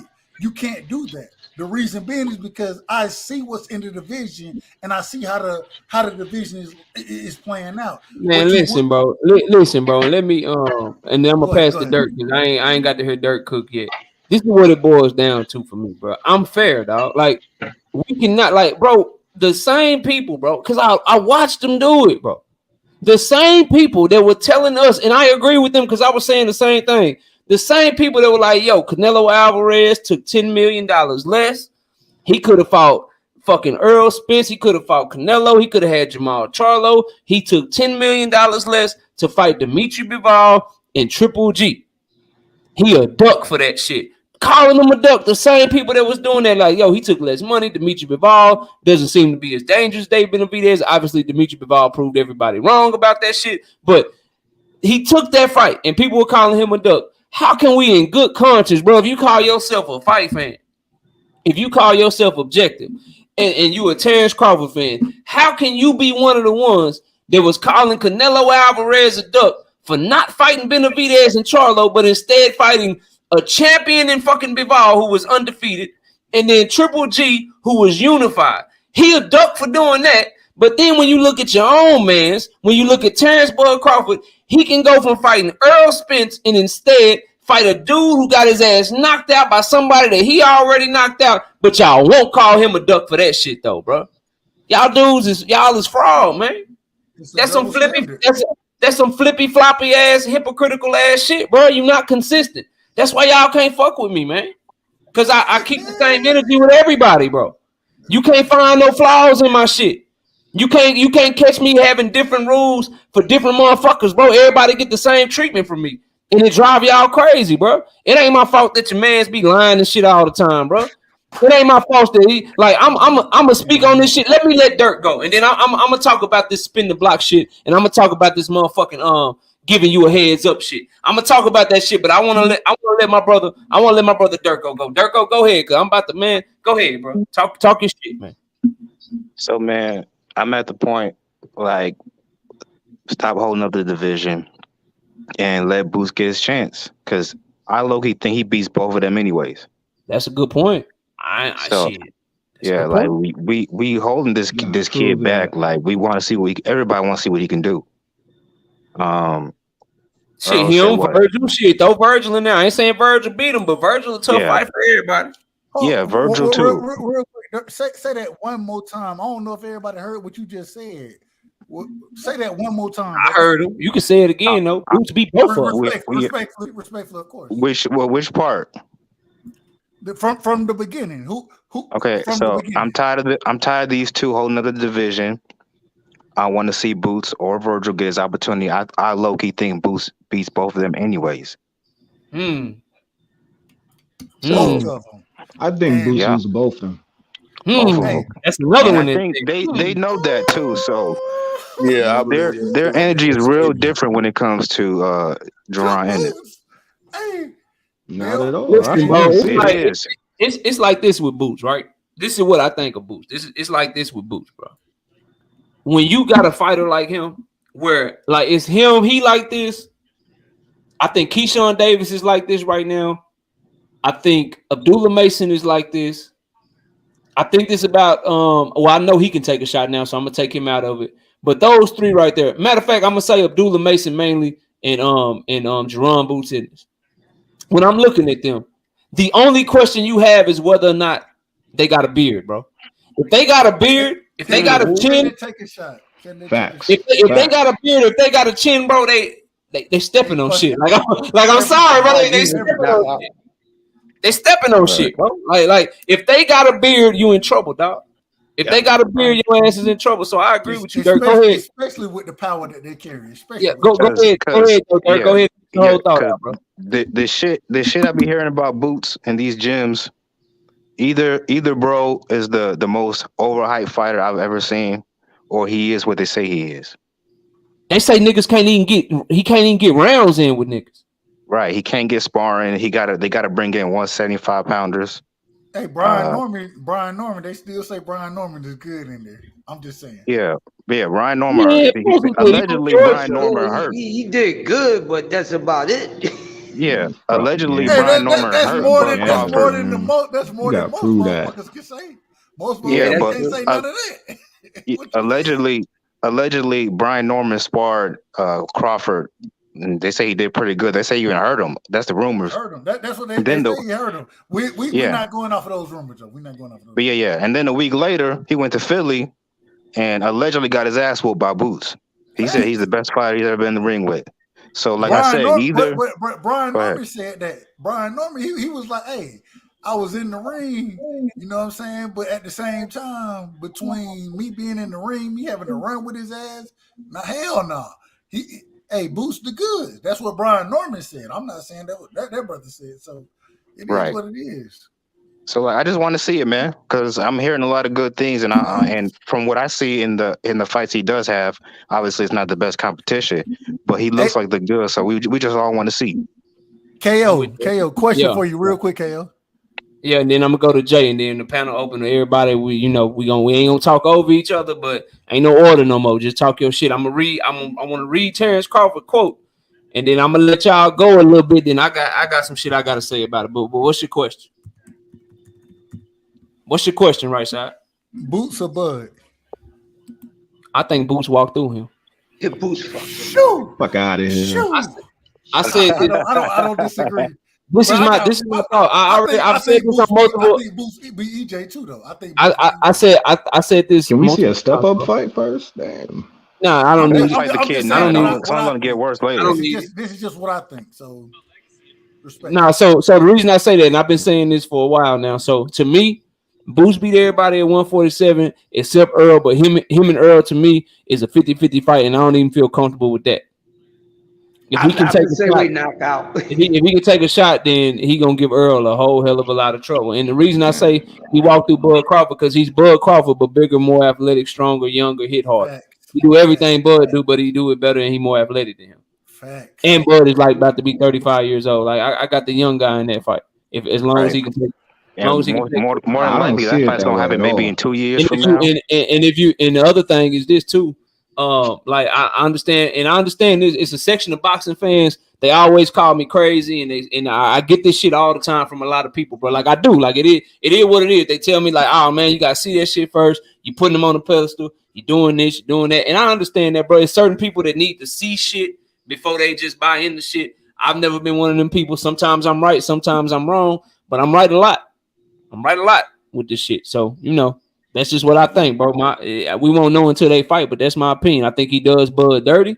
And I think him and Spence is a close ass fight. And the longer that Spence waits to get him, the more and more that shit gonna lean towards the run industry to me, because Spence is 32 going on 33 years old. And y'all know I fucks with Spence heavy, bro. Right. Can I cook real quick? Go ahead. I don't think Boots ever will beat Spence. That's just a bad matchup. That dude will walk him down any day of the week. He's just not the kind of fighter that Boots will want to see. Now, with the Bud Crawford fight, that's closer because of styles. I feel like they're both athletic fighters. They're both switch hitters. That can be a little bit more competitive. But I don't see like there's a lot of offense with Boots. I'm not seeing no defense at all. Like I feel if somebody catches him with something, it's what's that? Is Earl some master defensive fighter too? No. I mean, because they both he's a catch and shoot kind of guy. Because Earl catch and shoot too. He nice on. He nice on. Yeah, he catch and shoot. Boots is the more diverse fighter than Earl. Shots, the way he catch and shoot, he got some of the best catch and shoot game in the business. Yeah, I mean, he get in the mid range with Boots, and it's gonna be problems. His framing on the inside and his head position on the inside, and the way he can. I feel like Earl is a better inside fighter than Boots, but Boots can fight on the inside as well. Inside and offense, like Boots can fight inside, but that's not the place where they gonna run into. Is Boots is just young and strong. Okay, but who has the edge on the outside? Boots, right? I don't know that either. I gotta see a step up I'm fight. pretty sure he is. He's got the better jab. I He think can so. take different No, he angles. He don't. can take different angles. He's I don't faster. know, He's bro. got better hand speed. I think he got Earl it on got the one of the outside. best As long as jabs you in TJ got the boxing. TJ got the better as jab, long as got the you get better around Earl resume. jab. I As don't long as see you Earl get it. got around Earl one of the jab. best jabs in boxing, bro. Y'all can't Yeah, he don't try to do. act He like do. the man just an But inside what it fighter, comes bro. down to, what it comes down to is that even though these individuals had these things over Boots, in y'all opinion, Boots is the younger fighter, and I can't guarantee you that Earl's jab is better than Boots. I can't guarantee that. I cannot guarantee. Yeah. Let me give y'all an analogy real quick. Hold on. I cannot Okay. guarantee that Bud is a better switch hitter than Boots. I can't guarantee it. The thing is he has very equal capabilities at a Bud much Crawford younger is not a age. switch hitter, bro. He's not I a was switch just hitter. finna say that. He like to fight I'm southpaw, not. bro. I'm Like not he saying more a all southpaw fighter than. Bro, y'all making these arguments. I'm It not is trying to what make it those is, arguments. man. What I'm saying is that what Boots presents is a problem for anybody in there with him. It's a fact. Because he can do, from what I've seen so far, he can do what both of these dudes do, whether it's fighting on the inside, whether it's outboxing your ass, switching stances, whatever you want to call it. Boots can do it, and man, I agree. Exactly. But can he do it? He a But can he complete do it fighter. on their look what the level? opponents he was fighting too. Can he That's do it why on he their was level? doing that But shit. here's the issue that y'all ignoring. See, look, we all know James Toney was a more technical, better skills than Roy Jones. But Roy Jones' athleticism basically washed all that. It didn't matter. I feel the same way about Boots and Earl Spence. Earl might be better fundamentally on some things, but it's going to wash out with Boots' athleticism edge. Shit, I ain't That's here like to disagree with you. That's counterintuitive. why I think Like, I that don't fight's see so that. close. Jay, what up, Jay? Hey, what up, bro, man? I've been missing for a while. You know, I've been watching you work, man. What's good, y'all? What's going on, Man, chilling. Panic? I know you in school. I know, man. I got a daughter in college. I already know that them goddamn finals and shit, man. Bro, I that already shit know. a Now grind, bro. you ain't gotta say nothing, bro. You know, I That appreciate shit a you checking grind, in. bro. Did you pass everything? You good, man? Oh yeah, we good You on ain't this. thinking All right, about man, we dropping good out on or this nothing, is one. you? You ain't thinking Hell about nah, dropping out man. or no shit, is you? Nah, we don't quit. We All don't right, quit man. like that, bro. Hell nah. Get that motherfucking piece of paper, man. Make sure you get that Facts. shit. But what Facts, bro. you got, bro? Man, okay, so before I speak my piece, I kind of heard everything y'all was talking about, bro. So first off, man, I'm gonna let y'all know this coming from a Bud fan. Y'all done heard me say I think Bud beat Earl. That's what it is. But I just ain't liking the way this man moving, bro. Like he almost got me, bro. Like I don't change opinions in boxing very often, bro. But he almost got me on that fence where I'm like, bro, I might just have to ride with Spence, bro, because it just looked like so. So when I look at it, right, he fought when last Saturday before last, some shit like that, bro. Wouldn't say the man name. I was waiting for him. I was like, okay, he gonna say the man name. Oh nah, he don't gotta say his name. Okay, cool. So then after Earl get up Saturday night and do his interview, you know what I'm saying? He talked about the car accident and shit like that. He said he had a fight announcement coming up. Then as soon as that shit come out, then Bud like, oh, I thought you was gonna spin the block again. And as soon, bro, I swear to God, as soon as Earl said I'm gonna come back to the ring in May or June, I was like, I know what this dude gonna do. He gonna be like, see, we said we wanted to fight in March or April. See, they ducking me. They ducking me because they could have got back in the ring in April. So I already know. I already see the games that they playing, bro. I don't like it, bro. Like I'm like, bro, I don't even know if I can stand behind a dude like this no more, bro. Because I'm like, man, come on, bro. Like I'm you about to supposed to go be off pound for on him. pound. I'm waiting to Like get to this, bro. I'm waiting to it's get to like it you too. supposed to be pound for pound #1 in the world, bro. But you gotta come on, bro. Like, come on, bro. Like, it's just some bullshit, man. It's just some bullshit. And I'm kind of almost getting sick of hearing people talk about it because I don't think the fight gonna happen. If I'm being completely honest, bro. I just think now with Earl not getting back in the ring until June. He said, I believe he said on an interview Saturday night somewhere that it wasn't looking likely that Bud versus Earl was gonna be next. And if it's not gonna be next, bro, it's not gonna happen at all for real. Like, cause Bud gonna spin I off and agree. do some other shit, bro. I agree He gonna with you. spin I off and agree do some with other shit. So now my thing is, now this gonna get to the point where a lot of y'all Earl fans and supporters probably gonna be mad at me, bro. Because if he don't fight Terence Crawford next, My thought process is that he should fight Jerron Boots Ennis, and I believe it's a duck move. Hold on. Why would if any Urban fan get mad at you? You should send them my way. Why would anybody get mad at you? Go ahead. And if he don't, I feel like it's a duck move, and I'm gonna tell y'all why. Because I had to listen to y'all for years. Tell me, because I'm on the island when I say Keith Thurman didn't duck Errol Spence. I'm on that island by myself, clearly, right? I had to listen to y'all for years tell me Keith Thurman was a duck because he didn't fight Earl when Earl was coming up. So now the roles done reversed, and now Boots been calling this man out for 2 years now. 2 years now. I can dig it. And if he don't fight this man, especially now that we know that this Terence Crawford shit probably not gonna happen. So we don't have that built-in excuse no more. We don't have that excuse of, oh, he going for undisputed, because I can respect it then, but he gotta fight Jerron Boots Ennis now, bro. As long as this is the only part I disagree with, bro. You got some background, Crush. That's a great thing. I got you, Dunson. Let me respond to Jay, and then it's on you. The slight thing I would say to that, Jay, is as long as it's a mandatory. It depends. Like if the IBF order him and he don't fight Boots, then yeah, I'm with you. But if he get ordered by the WBC and they make that order and it's Keith Thurman, I ain't gonna say he ducking Boots because he fighting another mandatory. He got 3 belts. Whichever mandatory he fight, I ain't gonna be like if let's say Stanionis beat Virgil or Virgil beat Stanionis, and then the WBA say you gotta fight Virgil or you gotta fight Stanionis, or let's say the WBC say you gotta fight Keith, or the IBF say you gotta fight Jerron. Whichever one order him first, that's who he need to fight to make sure he keep all his belts. But what would be the point? So here's my thing, right? Everybody say that, right? But if we know, because we know how this thing gonna go. If he don't, like I said, if he don't, in the scenario that I laid out, if he don't get Bud next, it's not gonna happen. So what would be the point? He ain't gonna believe that. He ain't gonna believe that. He gonna still try to go. Okay, true. Fair enough. He ain't gonna believe what you saying. Like you can say the fight ain't gonna happen, but he gonna be like, shit, I'm trying to keep all these belts because you know what's going, like you know what's really gonna make your proclamation come true if they strip one of them goddamn belts. If they strip one of them goddamn belts, Bud Show not gonna fight his ass. Right. So he gotta move to keep the belts. If he still want to fight Bud, then he gotta fight whatever mandatory come up. If a mandatory does come up. Because Bud not fighting him without that shit, bro. You know what I mean? So it kind of is what it is. But I'm with you. Don't get it twisted. Jerron Boots Ennis, Errol Spence, yes, sign me up. I want the IBF to order that. But isn't this fight bigger than the belts? If you're paying attention, though, you know that the TGB Promotions, PPC's team that they used to promote or whatever, they already went to the WBA to get approval for Earl to fight Keith Thurman. That's the fight that was gonna get announced. So if he's not fighting Bud in the summer, I'll be willing to bet money that it's gonna.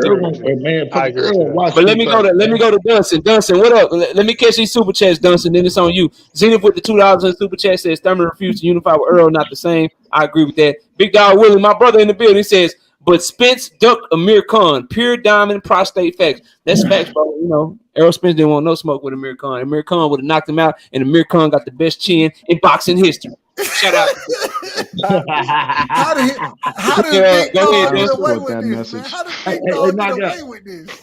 Man, I don't know, bro. It's a running joke. We just all let him do it, bro. Cause he always showing love. But what's up, Dunson? Go ahead, man. I'm your neighbor, man. I'm over here in Killeen, Texas, man. Oh, Fort Hood. Yeah, man. Yeah. Yeah, my brother-in-law was stationed there. Visit there many times, bro. Many times. Largest military base in the country, bro. That shit like a little city out there. Yeah, they got everything. Are you on Fort Hood? Nah, man, I'm outside of Fort Hood, man. Okay, yeah, they got everything in them. It's like its own little city, separate from Killeen. Right. Well, you already know. Man. But what's good, man? What you got for the show? My whole thing, man, I love Errol Spence, man. Everybody keep talking about Terence Crawford versus Boots. That ain't no damn fight, dude. Man, Boots will watch Terence Crawford, man. I'll be honest with you, dog. I want to see a good fight. Earl, me personally, I'll be honest with you. A good fight is Errol Spence and Boots, man. I'm telling y'all. Both of them got a good jab, man. I'm not hating on. I don't like Terence, man. I think, bro. I'm just telling you, you ain't gotta like him. So wait. So is your opinion based on? Let him finish. Let him finish. Then you can go ahead, Jay. Let him finish though. Go ahead. Hey, knock out, man. The best fight is Earl and Boots, man. That's my opinion, dog. Earl and Boots is the best fight. I ain't mad at that, bro. That's some Hagler Hearns type of shit. Jay, what was you about to say, Jay? Nah, I was saying was his opinion based on the fact that he don't like Bud, or is that based on the fact that you just feel like Gervonta man. I just think it's the better fight is him and Earl though. Boots and Earl, the best fighter, man. The best fight. I like either one of them, to tell you the truth. I tend to think Terence actually gives Boots more problems than Earl does, and I think it's because of to me, because I believe where the range of the fight is going to take place. Bud is a master at that, because neither of those two fighters really like. I agree. They don't really like to fight like on the inside, so that plays right into what Bud likes to do. You know what I'm saying? Like what he want to do. Bud defense not sharp enough for Boots, man. I'm telling you, that's cap. Here's my thing, bro. Them guys are sharp, but Boots not gonna jump in there like that, bro. We haven't seen Boots fight. Bro, you describe Boots like he Devin Haney or something. He can fight on the inside. Hey, and Boots, I heard somebody just say.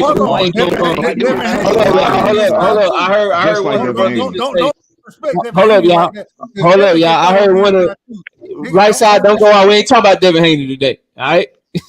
Y'all start talking about Devin Haney. Right side gonna go out. But look, the thing I was gonna say, I heard somebody say something about Boots jumping in on Bud. Boots is just as long as Bud, bro. He ain't no jumping in going on. Ain't no jumping in. Ain't none of that shit going on in there. Hey, knockout. He gonna be stepping back measuring. So Boots gonna have to jump in. What you think? You think that's a good fight or what? Boots and Earl. Yeah, I think Boots versus anybody is a great fight. I just said I think Boots and Earl is a 50-50 fight. I think they both do Bud pretty bad. I want to see that fight, dog. A great but I want to talk about some shit. I got a few more minutes left, man. I got about 30. Talk to me, fam. Terence Crawford, man. Terence Crawford, man. He tweeted, man. He tweeted at Earl Spence Jr. He says, "I'm ready when you want to spin the block. I'm just giving you a heads up is all." What y'all think about that shit, man? Both of the niggas playing. I believe it when I see it. Man, both of the niggas playing, dog. I ain't got time for that shit. They both playing.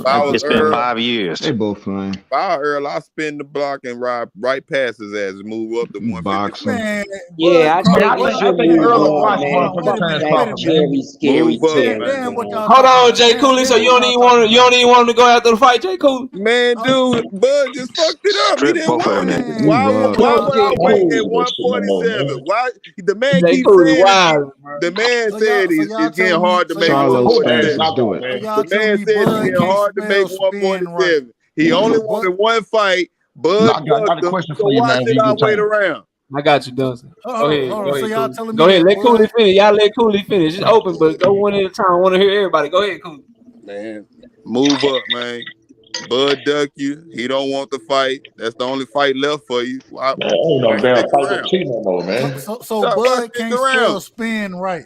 Man, move up, man. He can't spell spin right. Move up. Fuck him. Fuck Bud. That nigga just nobody don't have a problem. That nigga bro. Man, fuck Cooley don't care about undisputed no more. Cooley don't care about the big fight no more. Bud know Earl is the only fight left.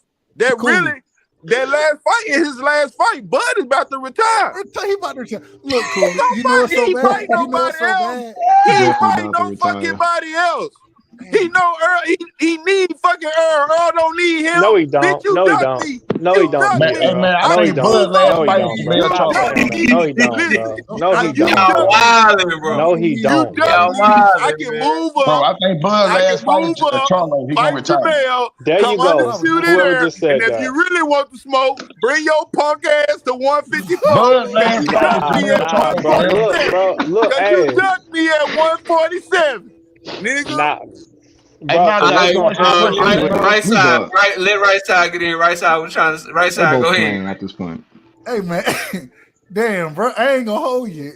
bro, my brother Coolidge just pulled me on my whole point.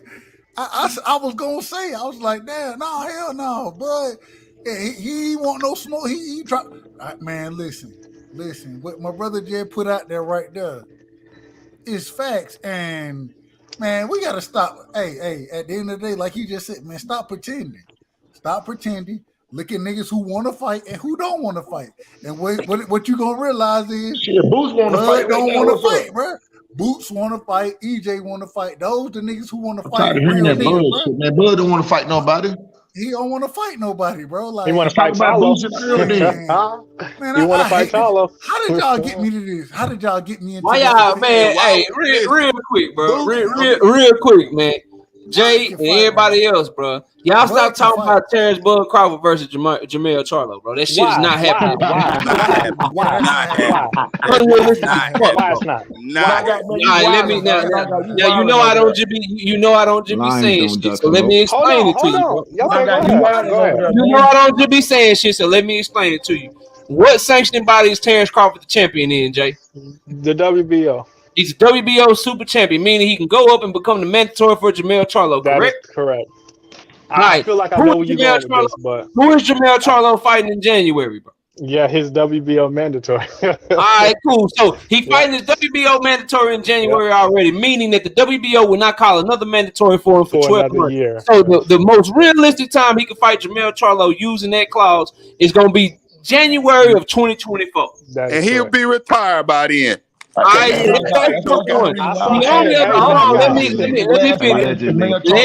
me finish, fellas. Let me finish. The only other way that he could fight Jamel Charlo is if Al Heyman and the PBC just negotiate a fight with him and Jamel Charlo. Now, is Jamel Charlo a bigger name than Errol Spence? All right, so you think that Al Heyman is going to let Jamel Charlo skip his cash cow to make a fight with Jamel Charlo? Hell no. Earl told us, and he was very, very clear. He said, if he ain't fighting me, he ain't fighting Jamel. And that's why he said this shit, bro. Jamel Charlo is not a realistic option. So Bud need to quit saying that shit. His fans need to quit saying Bud that. only got 2 fights left, knockout. He only got 2 fights left. Two max, bro. Hey, knockout. He only got 2 fights left, man. Yeah, I don't know how many fights he got left. I know if he fighting anybody on the PBC. If he fighting anybody on the PBC, and from 147 to 154, it's gonna be Spence first. I'm telling y'all, bro. He's not getting offered nobody else. Yeah, you right about that. Both of those. He only got 2 fights left, knockout. So okay, hold on, wait. So in the scenario in which Errol Spence fight Boots Ennis, right? Let's say the IBF call them mandatory first. Cool, he take care of Boots Ennis first. No, I'm just saying. You don't think it's possible that Al ain't realistic. Why it's not realistic? Why would he fight Boots and he can? I got a question for you, man. I can tell you. I can tell you why it's not realistic. I can tell you why is it not realistic? Can I answer the question? Ain't got no damn belt. Y'all ain't let him finish the question. Y'all go one at a time. Jay, get your whole question out that you were about to ask right side. Then once right side answer the question, Dunson wanted to ask me a question. It's open, but let's keep this shit where we can let the fans hear what they want to hear, bro. But go ahead and ask your question to right side, man. Right. So in the scenario in which Spence fight Boots, right? Like I don't know how that's not realistic because he is #1 ranked in the IBF. So I don't know how that's not realistic for the IBF to call that and him choose to defend his IBF mandatory against Boots. In that scenario, do you guys not think it's possible that Al would give up Keith Thurman to fight Terence Crawford? Because I've heard that name before as well. And I don't know, you know what I'm saying, with Keith Thurman inactivity, I could see Al giving Keith like, all right, cool, whatever. Keith, go ahead. Like he did with Sean Porter, right?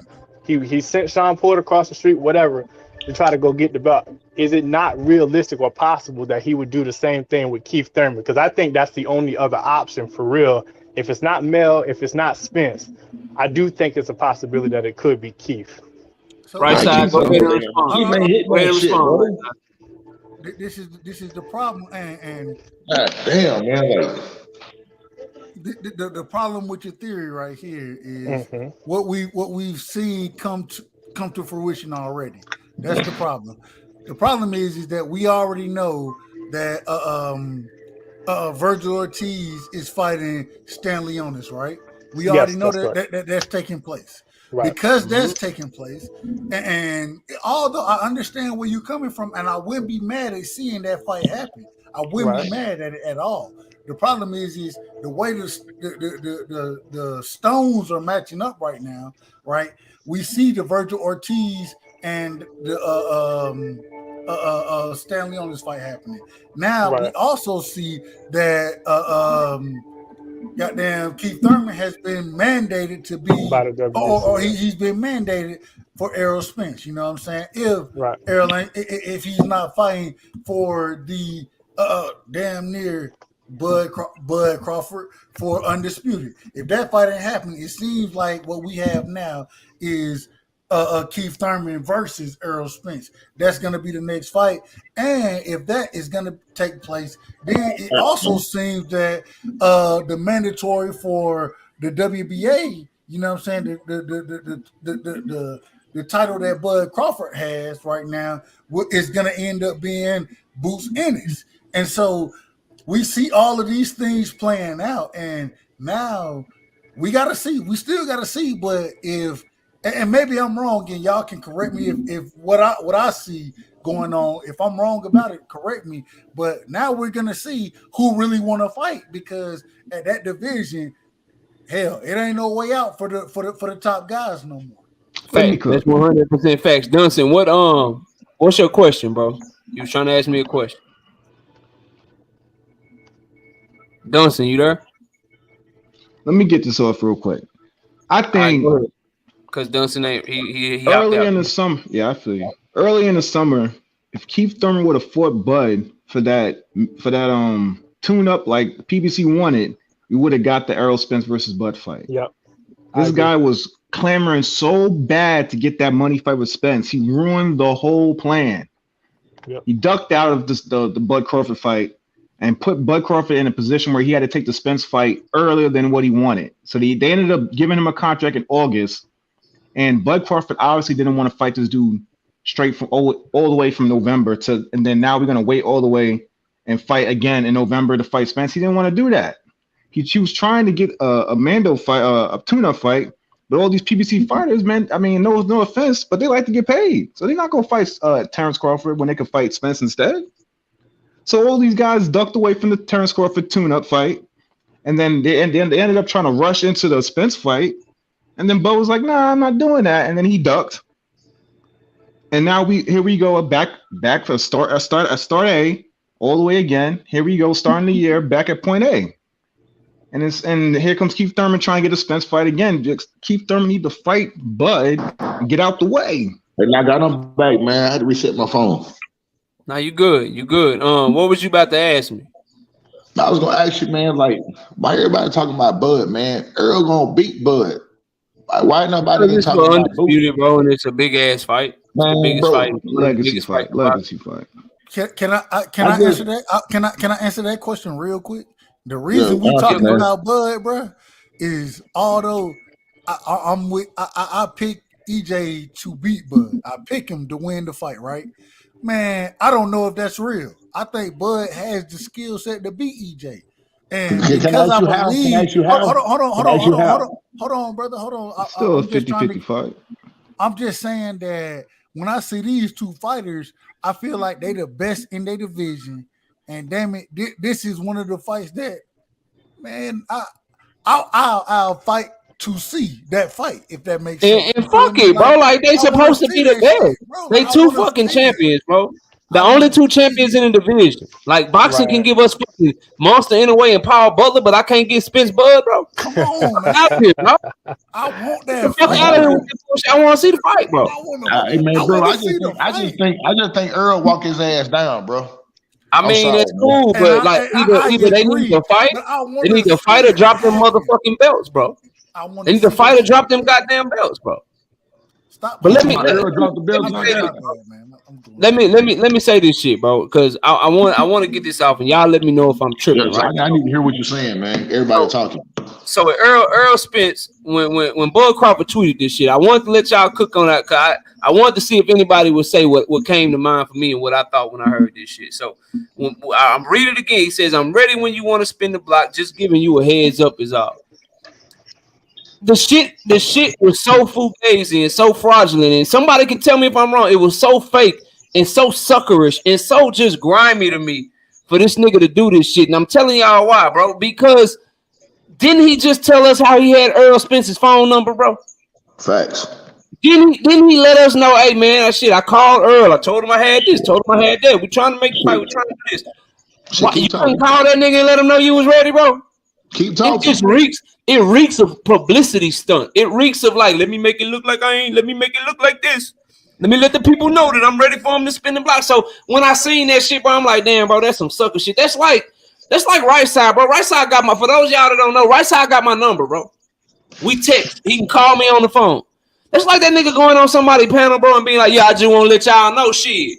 Tell Knockout I'm ready for that smoke. Like, nigga, you got my number, bro. Like, why you ain't calling me, dog? Like, what you talking about, bro?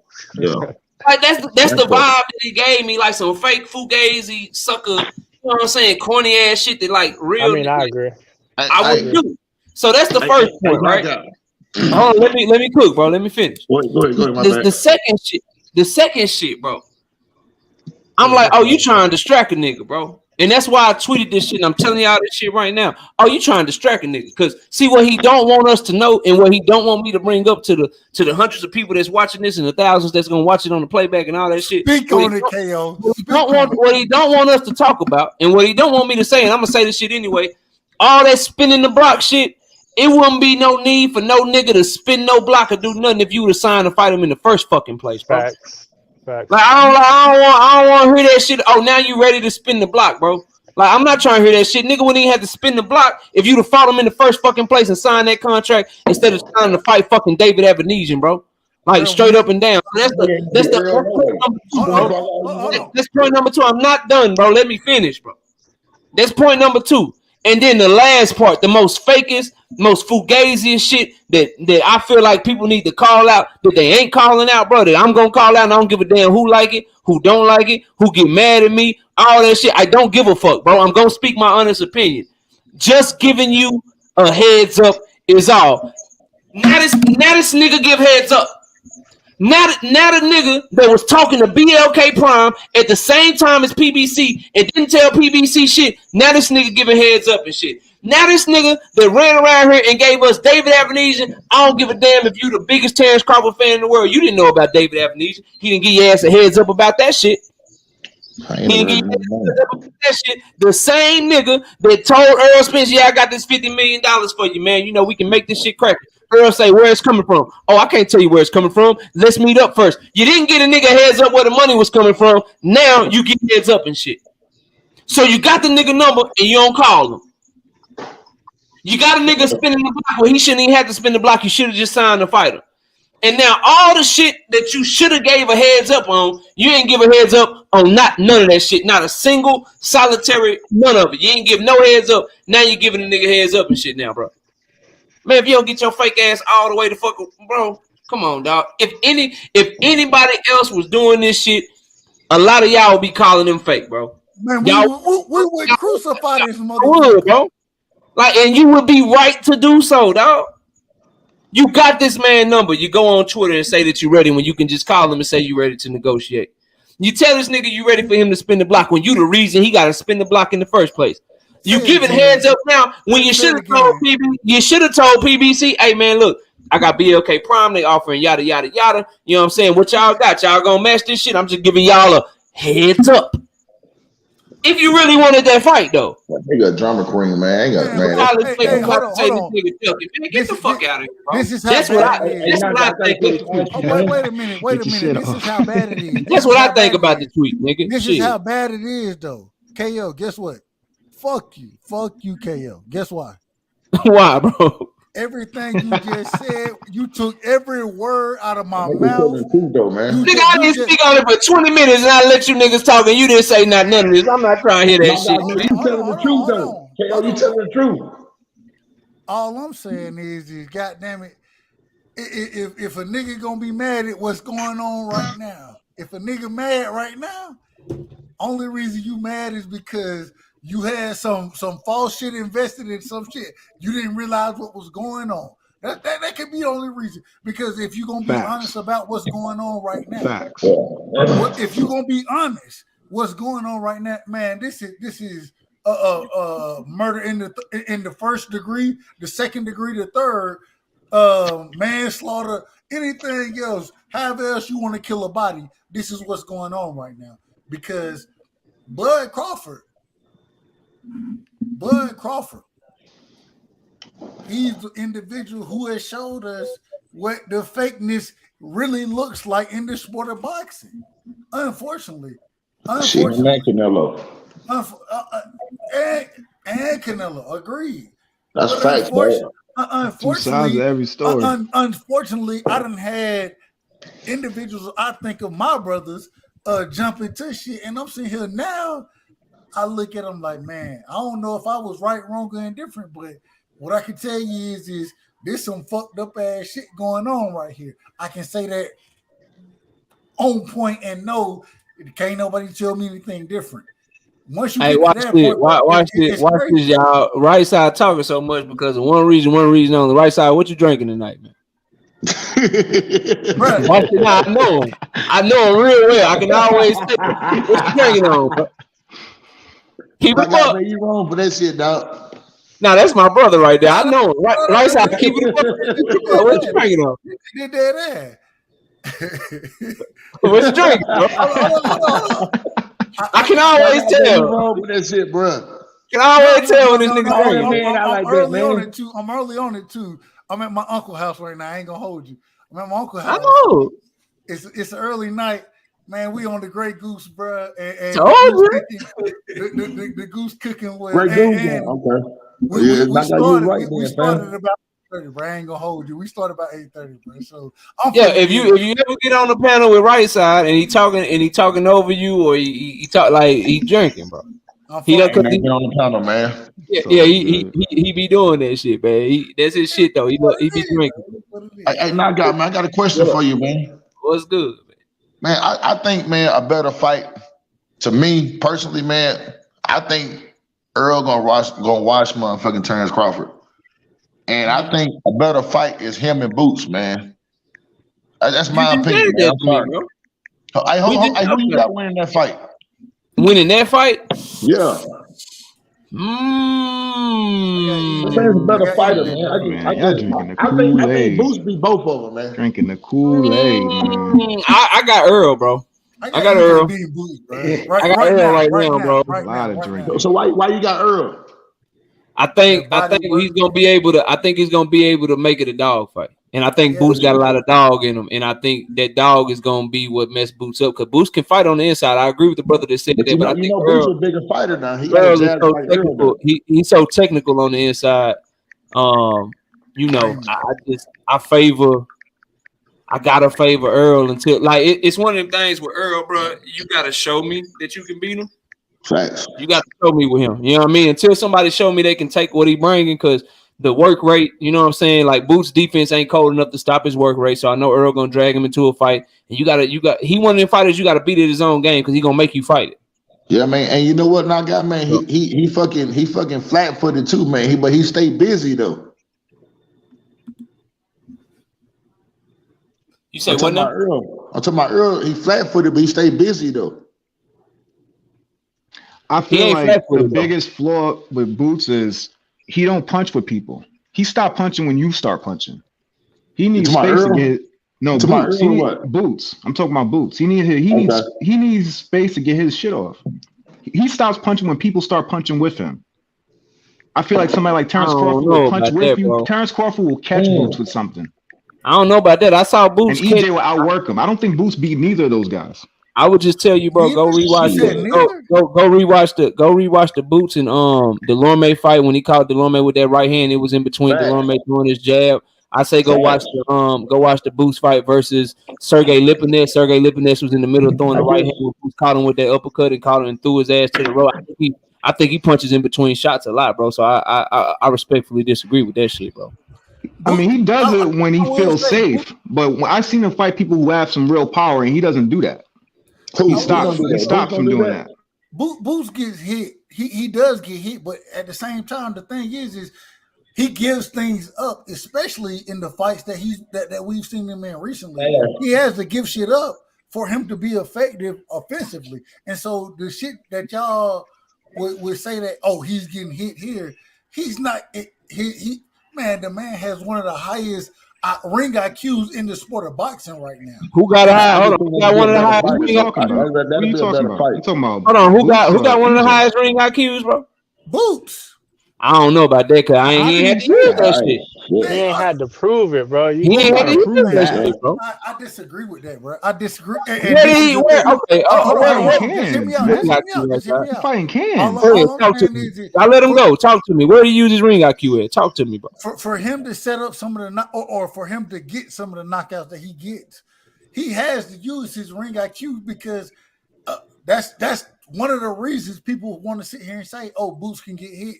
Boots, it's him showing. Okay, I gotta kind of lay down and allow this dude to be aggressive in the fight. The reason being is because if that don't happen, then give me a knockout you're talking about, though, bro. Give me a knockout you're talking about. Cause see, I see his knockouts as a lot more of like just basic reactionary shit that fighters are taught. Like if I'm a counter puncher and you throw a lazy ass jab out there, I'm taught to counter your shit over the top with my right hand. That's what he did to Delorme. If you throw your power punch, your right hand out there like Sergey Lipinets did, I'm taught to slip your shit, throw an uppercut, throw a hook after I slip your shit. That's how he. But at the same time, against Lipinets, did he? It's not like he came out and was able to just let shit go. No, he had to use his ring IQ. He had to use that to set that shit up, and he made him feel comfortable throwing shots. I feel you. I just don't. I don't see. I haven't seen him have to use his ring IQ because I don't think and this is to his credit in my opinion. I just think his skills and his talent been enough with everybody he been in the ring with. So I ain't had to see him just you know what I'm saying go into his bag. We've seen the best of him. I'm not saying because I think your ring IQ comes when somebody good enough to make you make an adjustment. Like, oh shit, this nigga jab is fucking me up. All right, what can I do to get around this jab?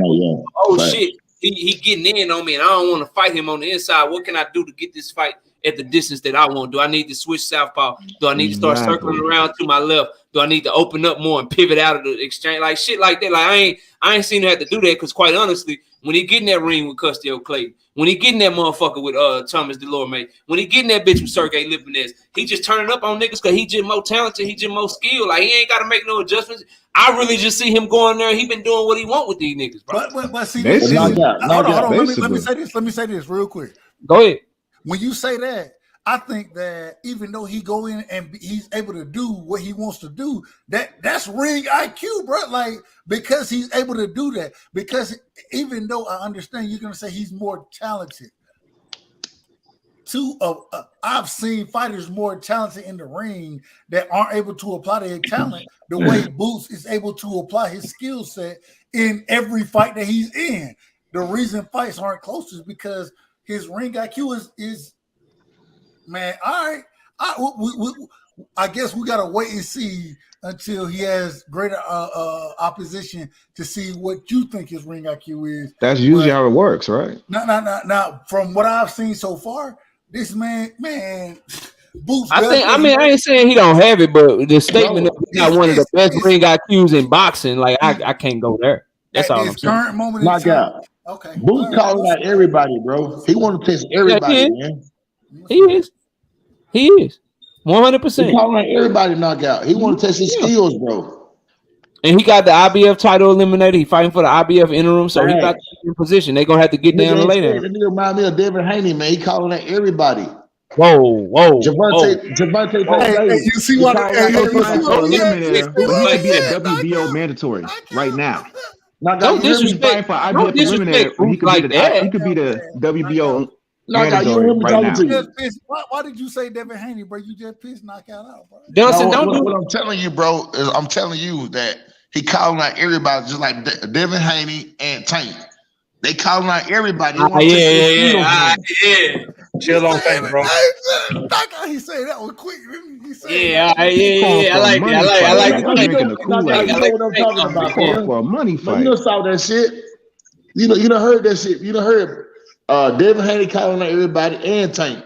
They want to test their skills, man. Man, we ain't heard doing nobody. Y'all heard it. We ain't heard nobody out, man. We heard. I hear that shit. Goddamn thing. Knockout, what you talking about? What you say? I ain't hear you. Where is it? Hold on. Shakur call out Dev, and he trying to fight somebody else. So what now?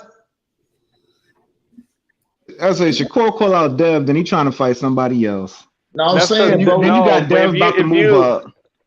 Then you got Frank Martin calling everyone else out, but Shakur who don't have a fight right now.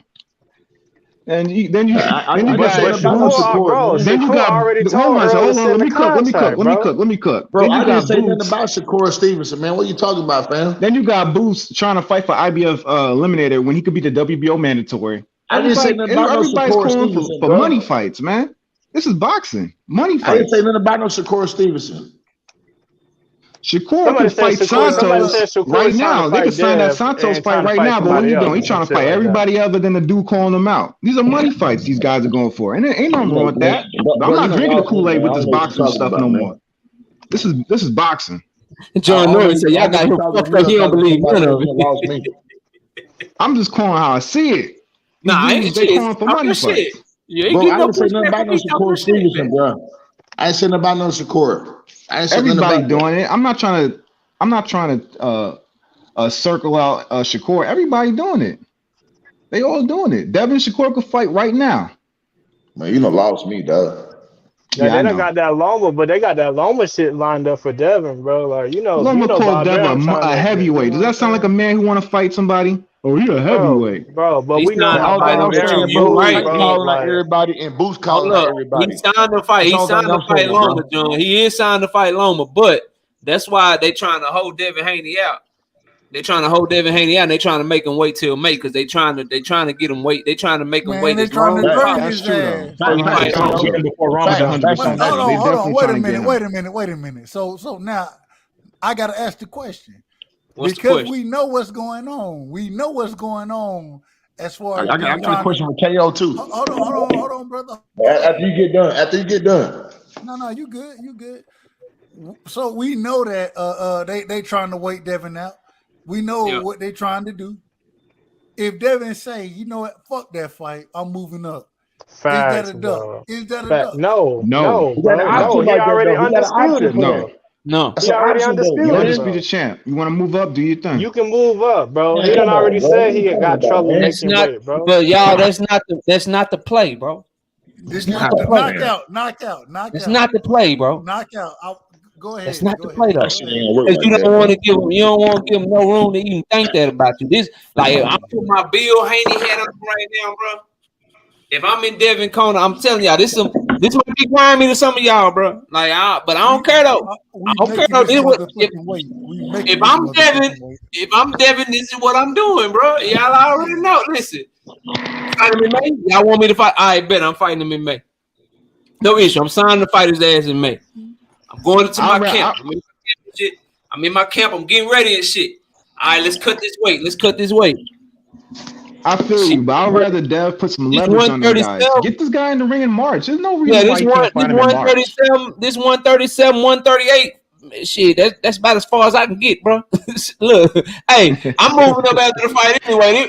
Hey, this 137, 138. Man, that's really all I got for y'all. Can take these motherfuckers. You say he missed weight? No, take these motherfucking belts, and then I'm still gonna get in the ring and whoop Loma ass though. I'm still gonna get in the ring and whoop his ass. God, I would hate that, bro. If I was there, I would put pressure on Shakur. Loma had that chance to fight. Hold on. I would hate that. The reason I would hate that, I know. I wouldn't either. Man, you know how, bro. Man, one thing I one thing I write about with Dev is I know that he gonna make weight. The nigga gonna be in the gym. I know he dedicated to the sport. I know that. You feel me? And when it comes to this situation, man, fuck it, man. Fuck it. Hey, if you can't make weight, then come out before and don't get into all that weighing shit. No, if you can't make weight, don't make weight. Who couldn't make weight? I'm talking about Devin. You talking about Shakur? Well, it's the same situation Shakur was in his last fight, is it not? Facts. Yeah, pretty much. But no, this is the difference. Shakur, he missed weight, right? Yeah. The thing was Conceição won, he got the belts. What I'm saying is, man, fuck trying to make weight at all. let that shit go, because the next fight, Lomachenko. I want to see the Lomachenko fight. Man, look here. I'm gonna say something. There's no reason for Loma to fight him if he don't got the belt. I don't know what I'm talking to, man. But Lomachenko had his time to fight Devin Haney. Devin Haney been calling that nigga out, man. It's over. He didn't want to see Devin. He did not want to see Devin. So why Devin should go and fight Lomachenko again? And then drain yourself and damn near kick, man. No, man. I think he should move up, bro. I think he lost to the last guy. Motherfucker Devin stepped in the ring and nigga said, "Oh, you like a motherfucking heavyweight." But I will say this, y'all. This is the fight his fan last in fight. Me. The fight fan in me. Man, I want to see Devin beat the shit out of Lomachenko. Like I know he will. I want to see that shit, bro. Like I want to see it. Man, Devin gonna fight the nigga on the outside. We're about to see a lot of Loma beat down in the next couple fights. Bro, Devin gonna fight the nigga on the outside and whoop the fuck out of his ass. Listen. Where's until you make Devin fight on the inside, bro? Where he gonna fight you from? He gonna outbox your ass on the outside. And niggas get mad at see and not that I don't like Devin, but Devin can fight though. No, this is the thing. KO, he'll tell me this all the time. One of the things that I favor in boxers, right? A nigga who can stand on the outside and jab your ass. Oh, I like that. I'm a fan of him. I'm a fan. Yes, sir.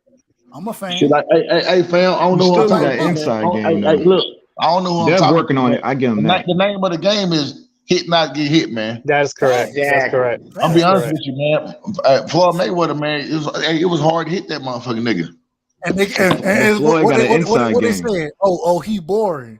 Oh no, he ain't trying. He ain't boring. Man, Floyd beating the shit out of niggas. That nigga still got all his faculties, dog. He can talk pretty good.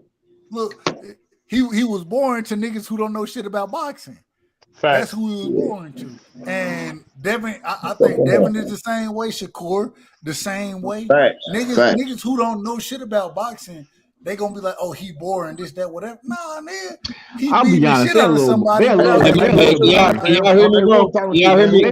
Yeah. KO, you good, KO. You good, KO. KO. Y'all go ahead. Here's what I would do if I'm Devin, bro. I would drop them fucking belts, bro. Enjoy your Ramadan, do all that stuff, and then fight the winner. Fight the winner, Josh Taylor and Catterall at 140 for that WBO.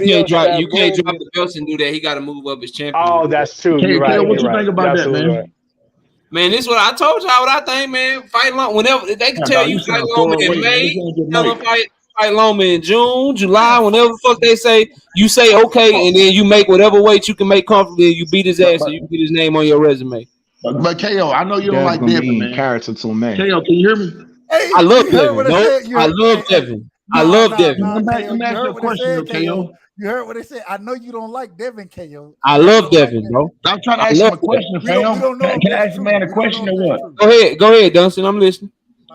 So KO, man, like, what's the best opportunity for Devin? See, you dropped the belts. You know he been calling out Lomachenko for years, man. Should he drop it or fight Lomachenko? Bro, I told you what I think. He should fight him, but if he can't make the weight, at the same time, I ain't hear you. I got you. He should fight him, and if he fight him and he can make 135 comfortably, great. If he can't make it comfortably, he don't jeopardize his body. He just go ahead and say, "Hey, man, I did everything I could to make weight." This is what I weigh. Y'all go ahead and take these motherfucking belts. The belts are only on the line for Lomachenko. You still go in there and you beat his ass, and then you move up. Okay. Yeah, that's what I think, man. But the whole thing, you know, you don't need to do Loma. The only favor you need to do Loma is getting him a payday and whooping his ass, because he, you know what I'm saying. You had to wait all this time. You finally getting the opportunity that you've been waiting for. You go ahead and take that opportunity. You beat his ass. That nigga watch Lomachenko, man. People ain't gonna remember 2 years from now that you missed weight by 1 pound or 2 pounds. They gonna remember that you put his name on your resume and you 12 zipped his ass or That whatever nigga you watch do. Lomachenko, man. Only time he fight is on the inside. So, but he got to get that name on his resume, though, bro. Yeah, you right about that. Yeah, you got to get the name on his resume. And I do like, and bro, I do like Devin, bro. I do like Devin. I like him a lot, man. All right, right side, take it easy, bro. No, I got you, man. I'm listening to you, man. Yeah, I like Devin a lot. The only thing I really go with his fans more so than anybody else, just because of all the fake narratives and shit. But I like Devin as a fighter, bro. I just don't. I don't like the narrative that people push that everybody ducking him and shit, bro. Bro, man, I just like the big fights, man. Like him and Tank, I think it's a good fight. Fucking Earl, and I think that. Oh, he dipped out. Hey man, look, I gotta pass it around anyway, y'all. I gotta get ready to wrap the show. Let me go to King of Kings Boxing. Go ahead and give your last words, man. Let everybody know where to find you at and what you got going on, man.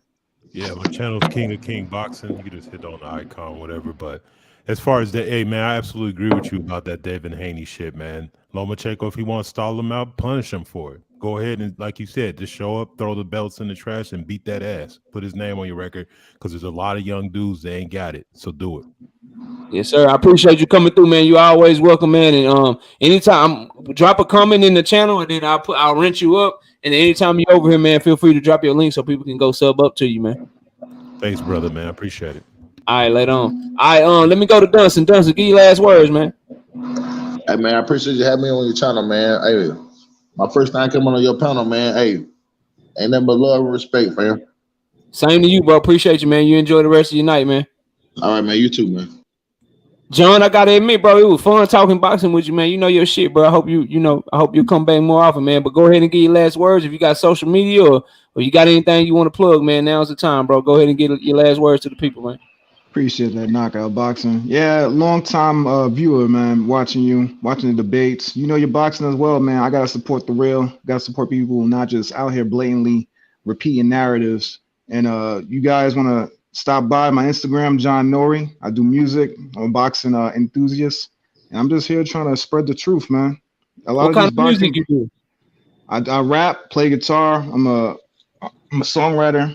So I'm just an overall musician, but I'm boxing. I'm into boxing right now, and I'm just trying to spread the truth, man. Right now, boxing has a lot of narratives going across the internet, man. A lot of people trying to spread propaganda, man. We just got to get back to the real deal soil, man.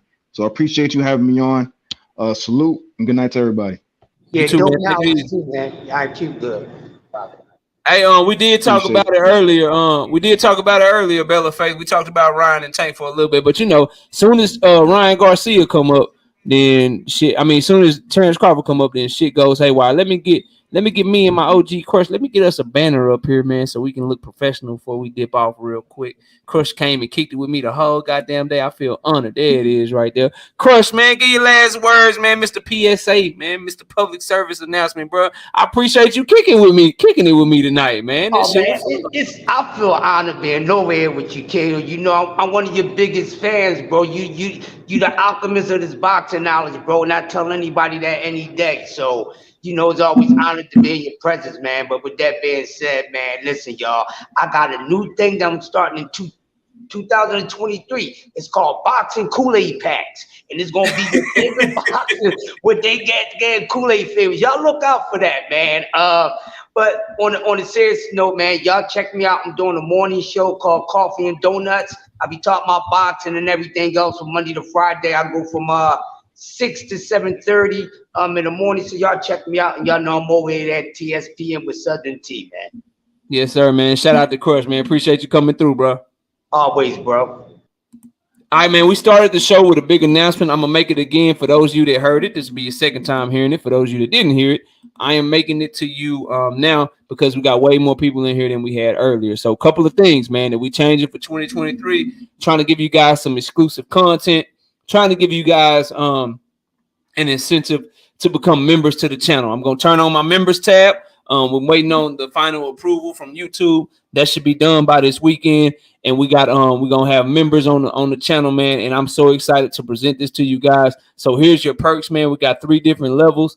First level is only $2.99 per month. Second level is only $5.99 per month. And the third level is $9.99 per month. And you're gonna get great stuff, man, if you decide to become a member to the channel. For that first level, you'll be able to get exclusive members only videos. So the videos that we drop every single day, y'all know we drop daily content to the channel. A lot of those will be available for free as always, you know what I'm saying, for all the people that's just subscribed to the channel. But some of the members, if you decide to become a member at that $2.99 a month, I will have a lot of members only videos. So you know we typically do 3, sometimes 4 videos per day that we drop to the channel. Well, one of those videos per day will probably be a members only video. So you want to go ahead and make sure you make yourself a member so you can get access to all the content that I'm dropping. For the second level, that's $5.99. Not only do you get the exclusive members only videos that we'll be dropping, you also get access to my prediction videos before anyone else if you decide to pay the $5.99 per month. So for those of you that love the prediction videos, y'all know we got a very good prediction record up on the channel. I got it posted for you guys up there as always. The prediction videos will still be available to everyone, but if I drop a prediction video on a Monday, the members will be able to get it that Monday that I drop it.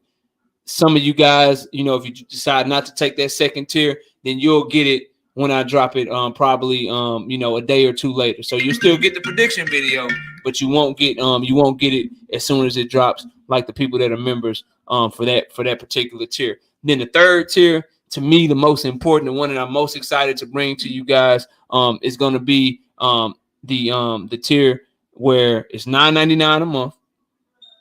And y'all know we got the TKO prediction series coming back next year, and I'm excited for it. Can't wait to bring it to you guys.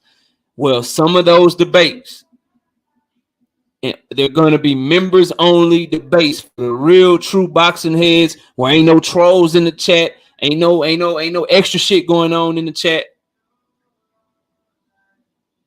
You got to get that, bro, because you remember the BFTB versus knockout debate.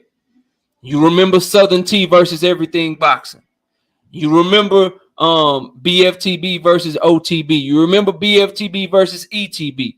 Those big time, huge debates that we be having on the platform, those are going to be the ones that you, in order for you to watch those live, you got to be subscribed to the channel, and you got to be a member on that third tier. It's only $9.99 per month. Now, the debate will still drop to the channel for free, but it may only drop a week later, or it may only drop a month later, or it may be 2 weeks later or some shit. So if you want to be able to watch the debate live when it happens, you got to become a member to the channel for just $9.99 a month. And that's only the big debates. All the other debates, of course, they're going to be free. Most of the debates that we have on the channel are going to continue to be free of charge. Free, you know, all you got to do is subscribe to watch them. But for them big ones, the ones that everybody claim they want to see, if you want to watch them live, you know what I mean? They're going to be members only. They're going to be members only. If you don't want to watch them live and you're willing to wait for me to drop them, they will be available later on once we open them up to everybody. So you gotta check out the member stuff that we got going on. Of course, I'm gonna have some emojis and different little things for you to put next to your name and shit like that. But I think the most important thing for you guys is the content. So I'm gonna be providing exclusive content to the people that do decide to be members. And regardless if you want to be a member or not, you always obviously still family. We still got a lot of content for you guys that are subscribed all the time. The other thing, I see Monty Trey Songs Woodgrain. Link is in the chat. See you typing.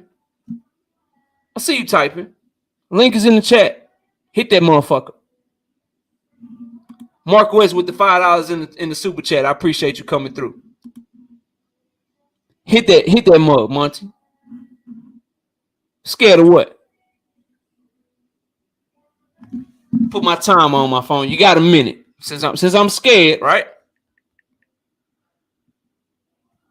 Since I'm scared, you got a minute. You got a minute. Timer starts now, bro. I don't know what you talking about or who you think you came over here to. But I'm not him.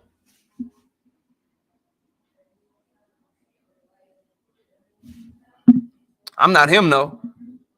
Definitely not him.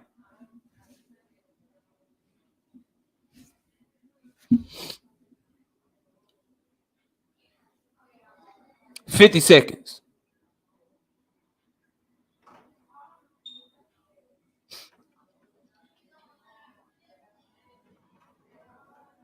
$40 seconds.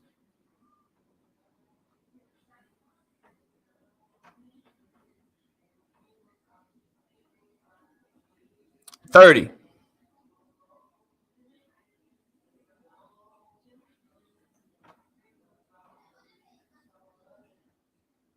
20 seconds.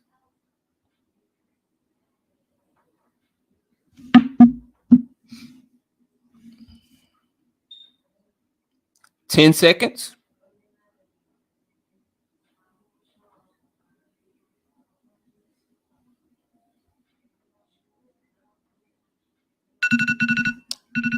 Time's up.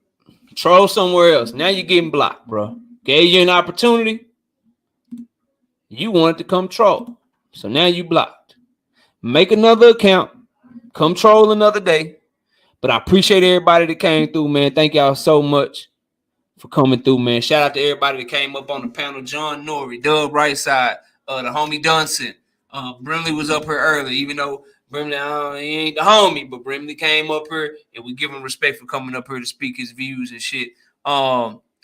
Crush was up here, man. Everybody, Right Side, everybody that came up, man, I appreciate y'all. Shout out to John Norris. Shout out to Opulent LDTV. Shout out to Leon Robinson, Mark West, Rick Timms, Johnny Q, Zenith 360, always supporting the channel. Jason, Bella Faith, Richmond 804, Eric R, Eric O, King of King Boxing, Daniel Phillips. Let me see who else, bro. Omega Red, always supporting the channel, man. And everybody else, bro. I appreciate y'all. Be sure to smash the like button on your way out. We will be live next week. So y'all be sure to tune in on Wednesday. Won't be live this Sunday because I'll be on vacation and it's Christmas weekend, man. So we're gonna chill with the family on Christmas. But appreciate y'all watching, man. Enjoy the rest of y'all night. And with that, we out of here. Peace out, y'all.